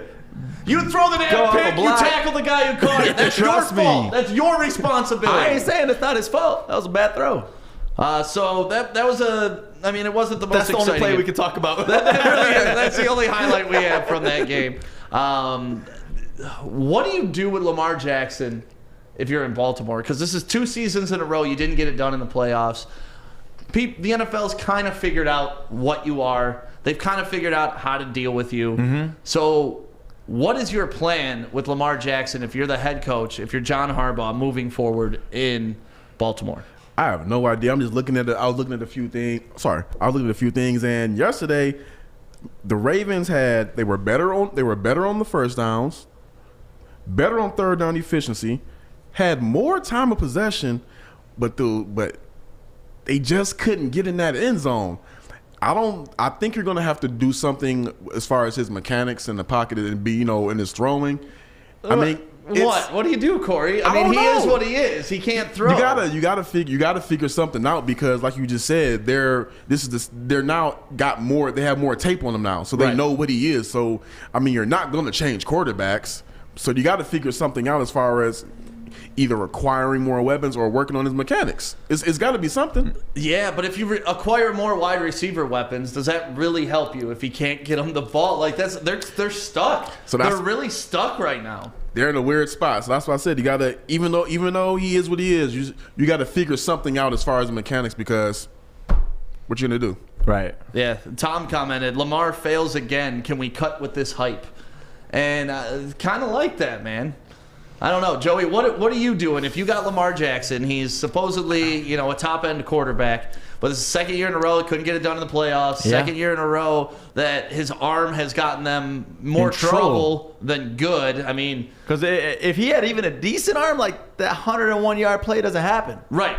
And I mean, I do love the guy just because of his wheels, but you got to be able to throw the ball before you can run. And as a quarterback, I mean, that makes sense. That's going to get you further in the playoffs. I mean, you being that unstoppable runner as a QB will only get you so far in the NFL. Right. And that's what we're seeing. Yeah. I mean, I think that's the difference between him and like Vic, because as dynamic of a runner as Vic was, Vic could still throw the ball. Yes. Like sling that ball. Like his especially flick with of the that, wrist. Yeah, It goes like 75 yards. Like I remember that game he had as when he was in the Eagles when they played the Washington, football team. He was No, they weren't. They were weren't different there, but back then. Don't offend nobody, Corey. I know I wasn't about to flub it up again. No. Mm-mm. But yeah, that game against them. You almost did. Against those people. Yeah, like 6 touchdowns. Of all days, Corey. Of all days. All days. We expected more out of you, Corey. You know what? I should have just pulled a joint and just stick it to 12-10. Not gonna do this to me. You're good, man. You're good. But now, I mean, we look at the next game, Bills Chiefs. Yes. They stand any chance? Well, I guess we got to see what comes out with Mahomes. I guess that's the big headliner. I right mean, now. we'll definitely get into the games later on in this week. I don't want to dive too deep in our predictions and stuff like that, but I think all of these matchups are phenomenal matchups, and I'm excited for some more football on Sunday. But yeah, if I'm the Ravens, I don't know what I'm doing with Lamar Jackson today. Am I shopping him around? I know Deshaun Watson wants out. If I can get a Deshaun Watson for a Lamar Jackson, I make that trade all day. Ooh, See? I like that. There you go. I think but come on, that ain't gonna. Ooh, that's a damn good trade. I think about that one. I think both sides feel they're getting a good deal there if they made that trade. I would feel that you would have to give a little bit more if you're the Texans. Oh yeah, because or get a little bit more. You know, there's more value in Deshaun. Yeah, he's a little more well-rounded quarterback, obviously. So maybe you get a little, you know, throw me Dez. There you go, and we got ourselves a trade. So yeah, that game it's tough to cover. There wasn't a ton to do on it, but you know, here we are. Yeah, that was just weird. But I will say the one thing that was dope was after Lamar Jackson took that hit, the Bills fans, you know, the Bills Mafia, all on Twitter, they donated to his charity, the Blessings in the Backpack, a charity that Lamar Jackson, you know, has been known to donate to, and they all were, you know, donating $8 to the charity, and they got over $150K to that charity right after that hit. So I thought that was pretty dope of the Bills fans. I mean, it's dope, but it's also a slap in the face. It's awesome. Yeah, I mean, you know, I'll take it. Hey, it's a troll job, but it's still helping charity. I don't know if it's a troll job. It's a win-win. Because he got lit up. You're going to donate to his charity? That's a troll job, man. I don't know. I thought it was pretty dope because a lot of them was like, man, you know, you're a great. Some of the tweets were like, you're a great player. Hope you get back safe. You know, let's go ahead and donate to his charity. So they weren't like, you know, talking crap about him. They were just like, you know, what about hope Drew he's better. Brees? He didn't get anything in his charity. Right. Oh, I mean, hey, you know, Drew Brees cost him that game for real. He gave the game, so. So we're going to take one more break real quick, about 30 seconds. We'll be right back, and Joey's got a sports update for us. Let's do it.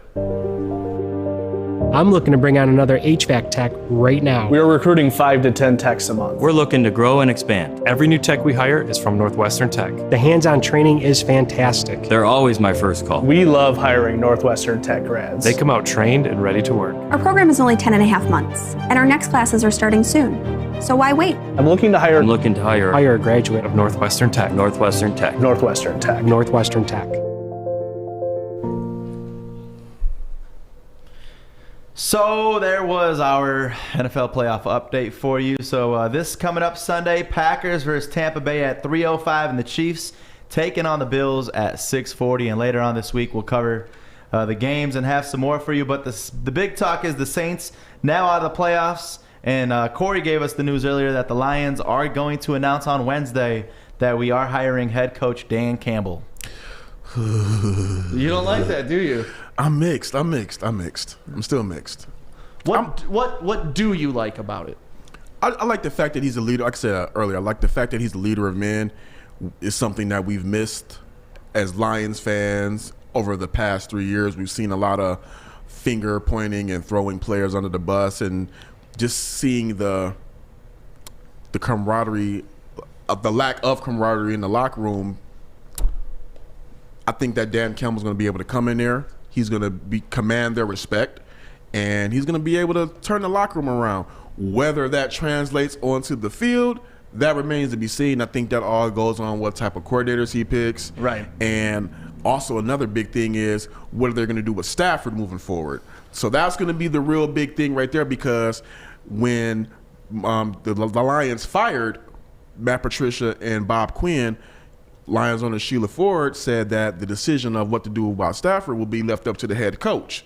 So I'm curious to see what he's going to do about that. And yeah, it is interesting because one of the landing spots that people have talked about Stafford going to was the Saints. Yeah. And I wonder what Dan Campbell was down there thinking when those rumors were being put out there. Like, oh man, I may be able to get Matthew Stafford down here. I mean, we've talked about this kind of ad nauseum by now, but I hope they keep Stafford here because we don't want a fresh restart in, 6 months from now? No. I mean, we want some cohesiveness rolling in. That's why I kind of like the idea of them keeping Bevel. You keep Bevel, you keep the cohesive of the offense, and then you just hammer that defense and work really hard on getting that defense up to where it needs to be. Yeah, because it would just be a horrible season. If we get rid of him and just start fresh the way that we're starting with the new GM, new coach, new quarterback, it's way too much. But we'll see. There's going to be a lot more talk as we progress in this week, and with the news really hitting us on Wednesday. So we'll hear about that. But there's two undefeated Detroit teams this weekend, guys. We got to clap it up. Yeah. For the Red Wings. Who else we got? Red Wings, they went 1-1 now on the season. They beat the Hurricanes 4-2 on Saturday night. They got a noon o'clock game here in Detroit at Little Caesars Arena, taking on the Blue Jackets and then the Pistons. Pistons beat the Heat by 20, taking them on again today at 3 o'clock. Love Think it. we got it? I mean, after last game, there's nothing to show me that we don't have it. The Pistons look damn good beating them by 20. So Jeremy Grant, hopefully another 20-point game because he's on fire. And D-Rose stepped up too, 23 points that game. And then the other big news in the NBA, KD and James Harden reunite for a total of 74 points with the Nets. It's just crazy to see them two together, 74 points. It's going to be interesting to see the Nets. I think the best comment about that trade came from Shaq. No, I'm sorry, Charles Barkley. He said KD went from the Splash Brothers to the Dribble Brothers. The Dribble Brothers. Yeah, those guys, they love to dribble that ball, man. It's a crazy offense, but for him to have Harden to have a triple-double in his first game and gonna work out all right. He just looks happy, man. He does look happy. He pouted and threw his team under the bus and got what he wanted. Yeah. I just don't like that part of it, but I mean, at the end of the day, he deserves happiness too. Right? And he's still balling out. As long as he's doing his job and the job he's getting paid to do, that's fine. I just don't like how he didn't honor his contract for Houston. That's all. Right. But that being said, I mean, sometimes you got to throw your little temper tantrum to get results. And he, not only did he get results, he got traded to now they're the best team in the league. So not a bad deal if you're him. And speaking of good deals, Grow Green understands that your time and money is best spent in the garden. So that's why they offer Michigan $50 flat rate shipping, where they'll bring any size order anywhere in the state for just $50. And I'm talking anywhere in the state. UP, you got a grow shop on the west side of the state, maybe up in Alpena, wherever you are, for $50, they'll deliver whatever you need from growgreenmi.com. And it's pretty much all the growing supplies. Like, you could build your whole grow room out today strictly by using Grow Green. Plus, they'll beat any price. If you got a package of about $5,000, they will beat that price. So go to Grow Green MI today. Make sure you mention Woodward Sports and get hooked up with that free t-shirt. My favorite is you go to their website at growgreenmi.com. You get a full 360 tour of their shop. That's nice. On the website. Dope. So it's really cool. You can see exactly what you're looking at. So you walk in, quick stop in and out. Yeah, growgreenmi.com. So we kind of just touched on them, the games that are going on this afternoon. The Red Wings, it's so weird to me that they're playing literally in 2.5 hours. Wow. I feel like it's like Christmas Day or something like that, where you wake up and there's sports on at noon. We talked about this a little bit with Darren McCarty last week about how everybody has kind of their own superstitions going into a game. Everybody kind of has their own routine. A noon start messes up whatever routine you've ever had. How do you think the Red Wings are going to do today? Y'all know this is not my lane. Come on, Corey, give us your update. Give us your update, Corey. Nah, I think the Red Wings are going to go out and, kick some ass. That's all I got. Hot take from Corey. Go ahead, but Joey. my thing with the Red Wings, you're wearing the jacket, so maybe I should start with you. But you see the Red Wings on the first game, the defense looked horrible. Yes. And then they bounced back on Saturday, and the team just looks better. And I didn't really spend too much time watching them. I watched the replays, but I mean, there was just so much on Saturday. Saturday there was a busy Pistons game going on, NFL obviously, and then the Red Wings were all playing at the same time. So there was a lot. Yep. But I mean, we have another performance like we saw on Saturday night. I'm seeing another repeat, getting another W today. Yeah, the only thing that I think is funny is this is a noon start, and they were already talking about it's definitely different. It takes me back to junior hockey days when you play in the afternoons. It's like any other game. You get used to it. You just got to get adjusted to the time. Yeah. And like we were talking just about everybody's superstitions about what they eat, when they go. McCarty was saying they'll stop by here at Birmingham Roast, like most of the players, because they live in Birmingham. They'll get their coffee right before they go to the game. And today it's like, oh man, they're waking up at 7 a.m. They're getting there 4 hours before the ice time like they normally do. And it's just going to be an interesting game, and they're playing at noon today. So if you're watching at home, hockey at noon, nothing better than that. Especially because they're rare that a game isn't at 7 o'clock. I feel like every single game's always at 7 o'clock. Right. But they got to switch it up today. And I mean, the big talk with the Red Wings, though, was the newly signed Bobby Ryan. And he had a hell of a game. So you might see him in the front line of this game. So it's going to be... I like it. It's going to be interesting. And our boy Dylan Larkin, man, the captain. finally showing off that C. It's crazy to me that NHL teams would play a whole season without a captain. Two. And Just about 2 years. yeah, and the Red Wings did that because they didn't feel anybody was worthy enough to wear that C. But how amazing, though, the respect that they got. Because Right. in the NFL and in every sport, just whoever's on the court will give the best player or the player that has the most usually leadership. it. They just- a the captain. best player is the captain. Yeah. Right. It is, but it's like, I mean, you look at the names that wore that C on their Red Wing sweater. It's a limited list. Yeah. No, it's crazy how they treat that C completely different in football, baseball, basketball, and hockey. Like, Yeah. I respect that actually. yeah, isn't that nice? It gives it a different type of meaning that everybody cannot come into this organization and just wear it because you're the best player. No, it's something that has to be earned, and I like that. Yeah, no, it definitely puts some more meaning behind it, and it's like we were saying with the NFL, you see the C on there, and then they have the little stars for how many Right. years they've been the captain and stuff. I like that too, but at the end of the day, there's always going to be a captain, so it isn't as coveted because every year somebody's captain. Right. It doesn't matter. We're going to give somebody captainship. In hockey, they're like, no. Yeah. Y'all suck. We haven't made the playoffs. We made it for 25 years in a row. Then y'all came around. Yeah. You ain't getting captaincy. It's not happening. And then they finally award it to a local kid out of Waterford. So it's And not perfect. only just that, to hear the speeches and to get that award and to get Steve Yzerman to call you in his office, former captain, the great for the Red Wings. Right.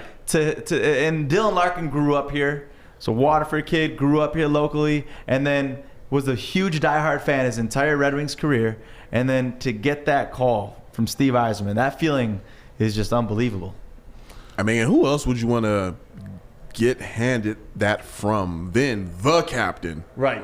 I mean, just don't call him down the elevator. Yeah. Don't call him. We learned that the other day. Yeah, in case y'all missed it when Darren McCarty was on here, I've had the opportunity to ride in an elevator with Steve Yzerman a couple times. 3 times now, right? Yeah, and I'm just, I don't want to jump on him and be a fan and all that, so I just walk in the elevator and I go, hey, Captain, and I keep my mouth shut because that's just who I am, right? Turns out that he doesn't like being called captain. Stick was probably so proud to I was. Hey, like, look at the respect that I got for him, Darren. I told him, like, hey, what up, Captain? Every time I saw him. Oh, don't call him that. He doesn't like that. And I'm like, oh, so the whole time I thought I was being respectful, I was being an asshole. So note to self, if you ever see Steve Yzerman, don't call him that. Call him Silk is what he told me to call him. Which Yeah. I can't see me calling a grown man Silk, but here Nah. we are. I'm not. You're not? I wouldn't do it. Hi, Silk.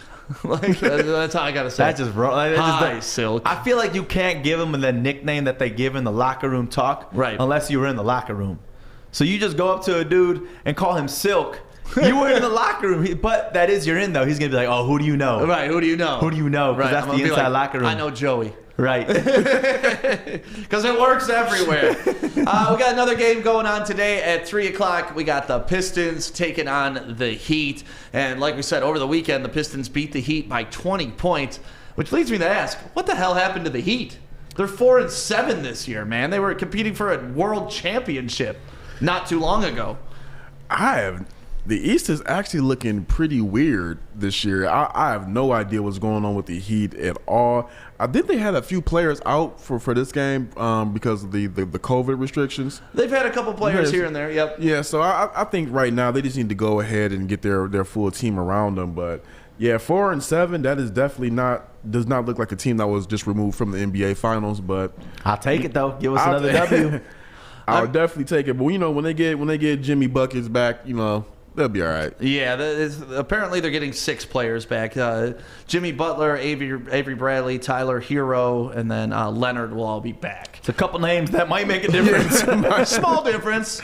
But I like this though because we get to see Duncan Robinson from Michigan getting more playing time, 22 points. Oakland University's Kendrick Nunn, shout out to OU baby. Go Grizzlies. Yeah, it's just I love seeing that. And we get to watch Jeremy Grant, who's become one of my favorite players to watch. I mean, he had a end-to-end play the other day where he gets the block on this end and the dunk on this end. Those are some of my favorite all-time highlights when you get to see NBA players do that. Rodman had those back in the day. LeBron's had plenty of them. But when they get the block and then run the court and get the dunk, to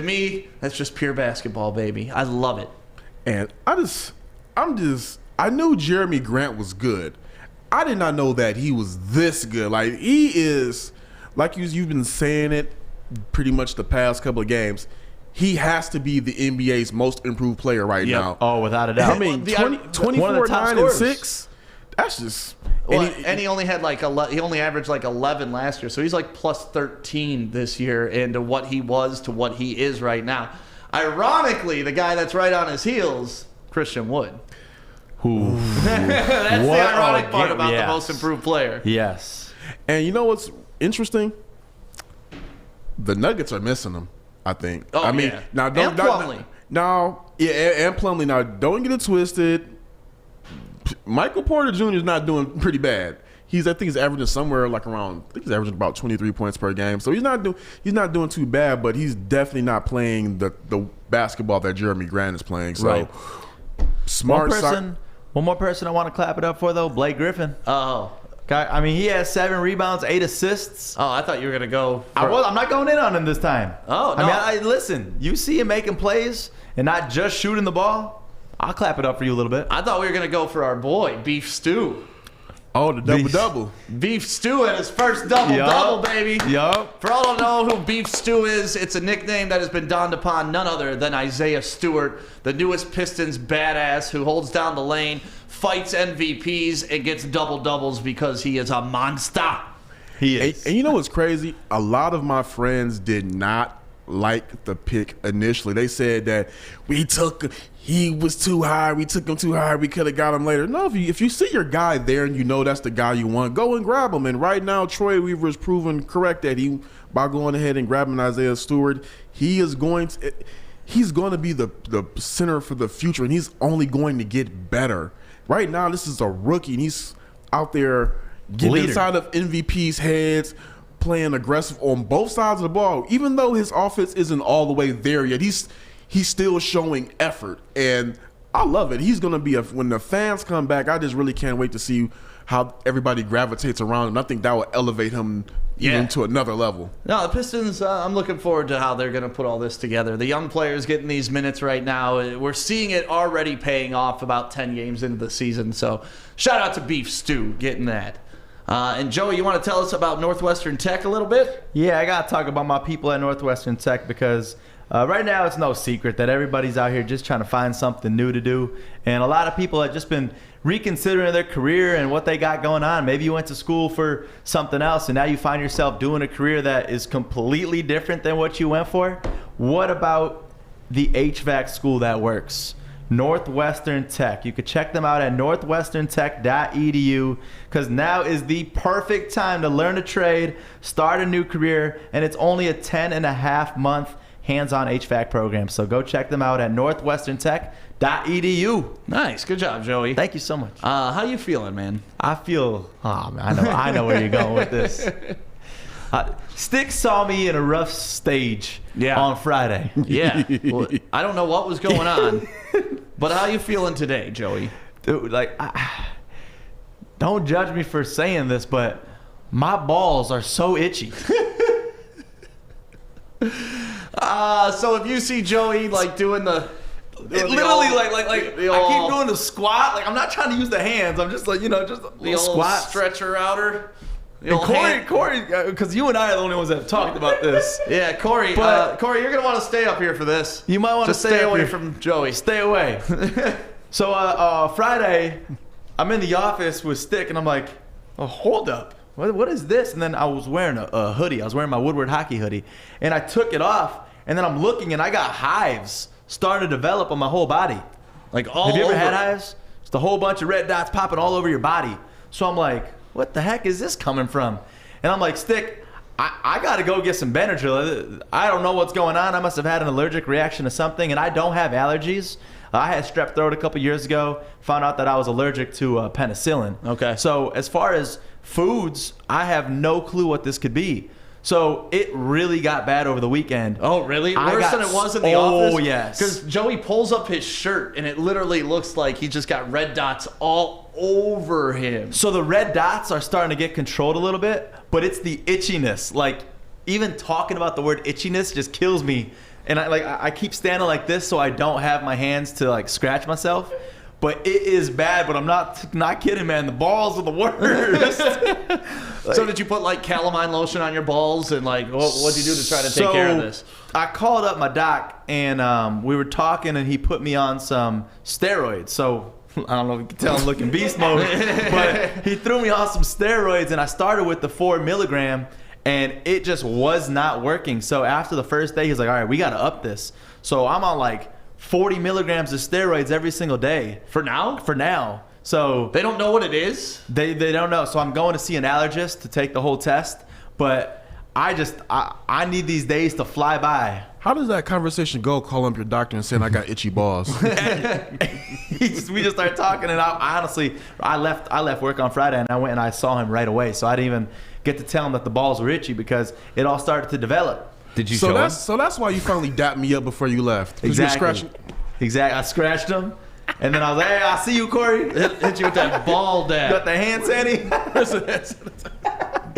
But man, it was a weekend. Let me tell you. Dude, I used to get hives when I was a kid out of nowhere, and it would be like when I was playing sports or something, and my back would just be lit up. But not like yours. Yours were like little dots all Yeah. over you. Mine were like big, like it looked like weird hot. Like it was just weird. Art, We're freaking Here it out. goes. bro. And like I'd come home and I'd take a shower and like lay in my bed. I remember it. I don't know how they came, and I don't know how they went away. It was just a part of my life for like, I think I was like in 5th or 6th grade when this was happening.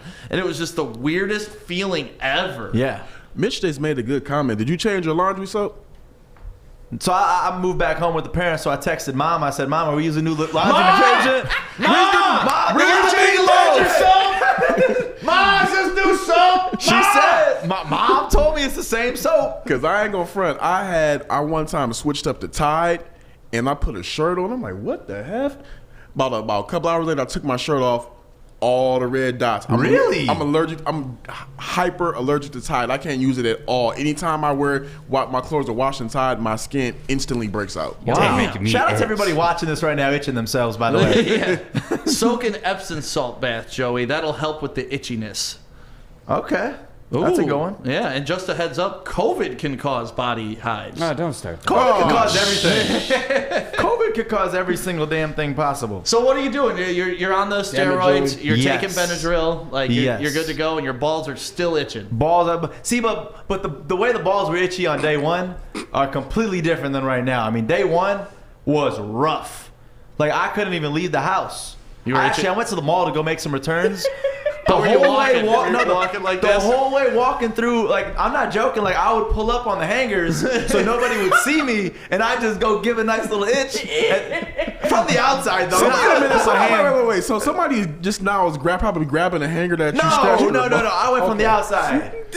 But like, listen, when you got the itchy balls, you got to itch them, boys. Yeah, so how are you like hiding your ball itches? Are you like finding discreet corners? You like squatting. did you cut a Yeah. hole in your pocket? You just cut a hole in his pocket? Just walking with that walk, you know, you just stretch the legs out a little bit.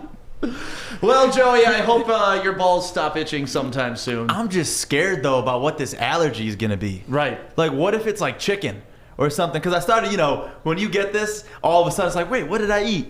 I ate chicken, I ate peanut butter. If it's either of those two, I'm living with hives because I'm not stopping.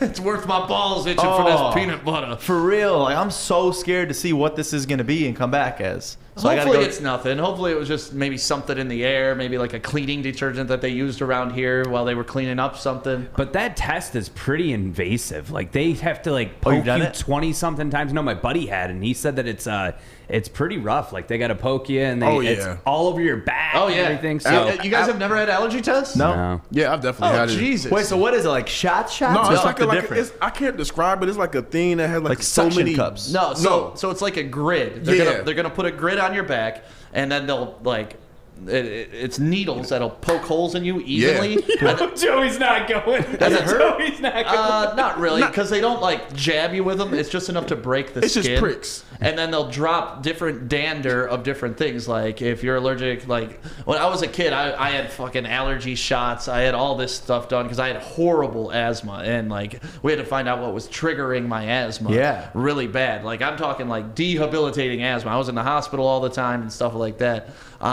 And like what the weird things, I was allergic to dead cockroaches. I was allergic What? to dust mites. I was allergic to mold. I was allergic to cats and dogs. And so what it does is once they put the whatever on that break in your skin, if it pops up, you're allergic to it because your skin's reacting to it. So they're trying to force allergic reactions to see which one you're most allergic to, and if something goes crazy, it's like, oh wow, he's really allergic to coffee. But they're not going to put nothing on your balls. Like, you're good. Yeah. You know, No, Okay, is this all on my balls or is this on my It's your back? back. It's, it's Your really nothing to be worried about at all. It's really not. It's It like, just sucks because, like, you're literally, from what I've heard, you just stand there and you just get poked. Yeah, and you look it's like just a Christmas tree afterwards. Yeah. You're just all lit up and it itches. It's not fun, but it is kind of neat to find out what you're allergic to. Right. They're like, 'Cause I dead have no- cockroaches. Who knew? Isn't that the weirdest? Not live cockroaches, just the dead ones. That's weird. Isn't that a weird allergy that I have? It's very weird. that's when I found that I was allergic to fish. Really? Oh, Yeah. you're allergic to fish. Isn't that Fish, awful? What else? Fish, sulfur, and grass. And Grass? grass. So we can't go play like flag football? Which is weird because I did play football and, I didn't get any. I was fine, but I will say sometimes it did kind of affect with my my breathing a little bit. So, maybe I am allergic to grass. That's All crazy. right. Well, let's take one more quick break and we'll be right back. It's that time of day. It's almost 9:50. Time Yep. for Fish's Facts. Coming up next.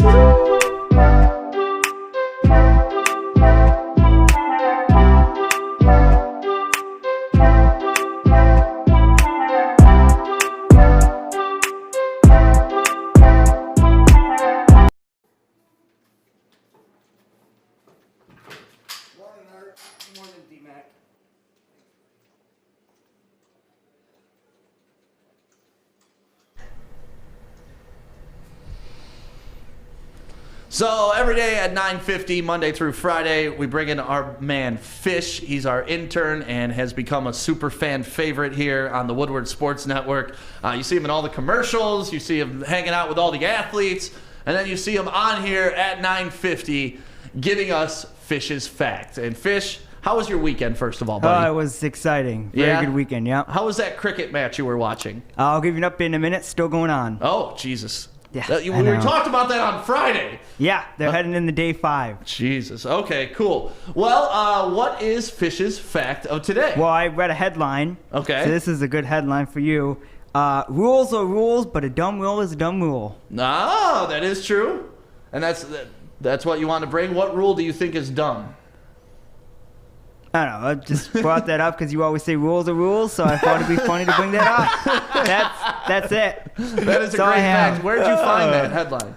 Fox Sports Australia. Okay, Fox. That is your source. He is always on Fox Sports Australia. Yeah, that is my main source for crazy stuff. That is crazy. Rules is rules. Yeah. The But rules a is dumb rules. rule is a dumb rule. And a dumb rule is a dumb rule. You brought us a video today, Fish. I did. Okay, what's this video about? So, I don't know if you guys know Lionel Messi. Very good, big name soccer player. Oh, yeah. First time in 753 games he got a red card. What did you get a red card for? Smacking a player in the back, I guess. Oh, Can't we do got that. the video of that? He's number 10. Oh, he's number 10. Yeah, You just eh. whop. That's soft. I don't know. I was like, I don't know how bad the hit was. I mean, he just pelted the dude in the back of the head. What more do you want?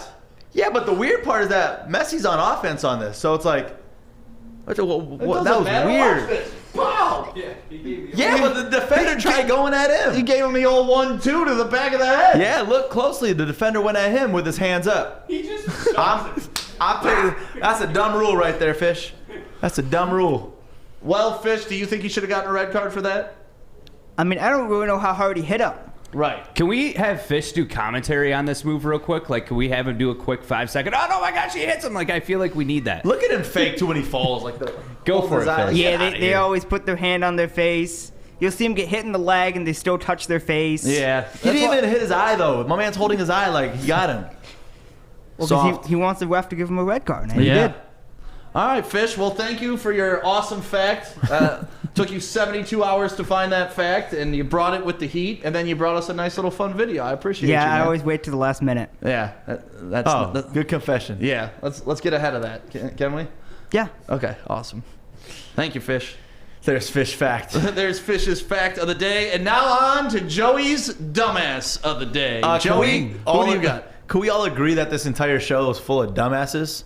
Like there was the just show or the stuff we're talking about? like everything we were talking about. I mean, from Marlo Alter, Yeah, the Marlo's dude from a Detroit dumbass. Free Press. Yeah, you're a He's on that dumbass, list. Marlo. Referees for calls this weekend, but this one is including a referee, but he's just a dumbass because Tom Brady went to go dab him up, and this dude straight up ignored the dab from Tom Brady. Just watch this play behind us. First of all, how are you gonna not Look. He is the man. That ref though, like you got to give it up to him. If Tom Brady comes up to me with his hand up like that, I am giving him a 5 all day. Dude, that ref is a badass. He's He like, is. nah, Tom Brady. I don't care who you are. Right. After the game though, you know he went up to him like, "Hey man, I appreciate that. Hey man, can I get a jersey? Like, yeah. So that ref he got to get the award because like, come on, ref. I know you got to do your job, but it's Tom Brady. That's what you love about Tom Brady, though. Kind of like we were talking about with Aaron Rodgers, always having fun on the field, like bringing the game back to the game. And that's it right there. You know, like he knows the ref can't give him 5. Like that Right. shows clear bias if the ref is dapping you up after you score a touchdown. But he's still gonna, hey, what's up? I know you can't. Like that's what He you should love have about Tom Brady Tom should Brady. go like this. Right, gave himself his own high five. So, yeah, congratulations to Tom Brady and all the teams moving on to the big games this weekend. And thank you guys for waking up with the Morning Woodward Show. We're going to have a great day around here today. The Baligian and Bell Show is up next at 11 a.m. Make sure you're streaming that live on YouTube, Twitter, and Facebook. And tell your friends about us. Share the post. Subscribe on YouTube. Just help any way you can. Joey's itching his balls right now. Politely. Oh, you could tell? I didn't know you could tell. Dude, anytime you're going like this, I can tell you're itching I didn't your know. balls. I was sore from this weekend. I'm just trying to stretch it out. That's it. And just remember, everybody, anything is possible. Anything is possible. Have a great day. We'll see you tomorrow morning at 8 a.m. right here on the Woodward Sports Network.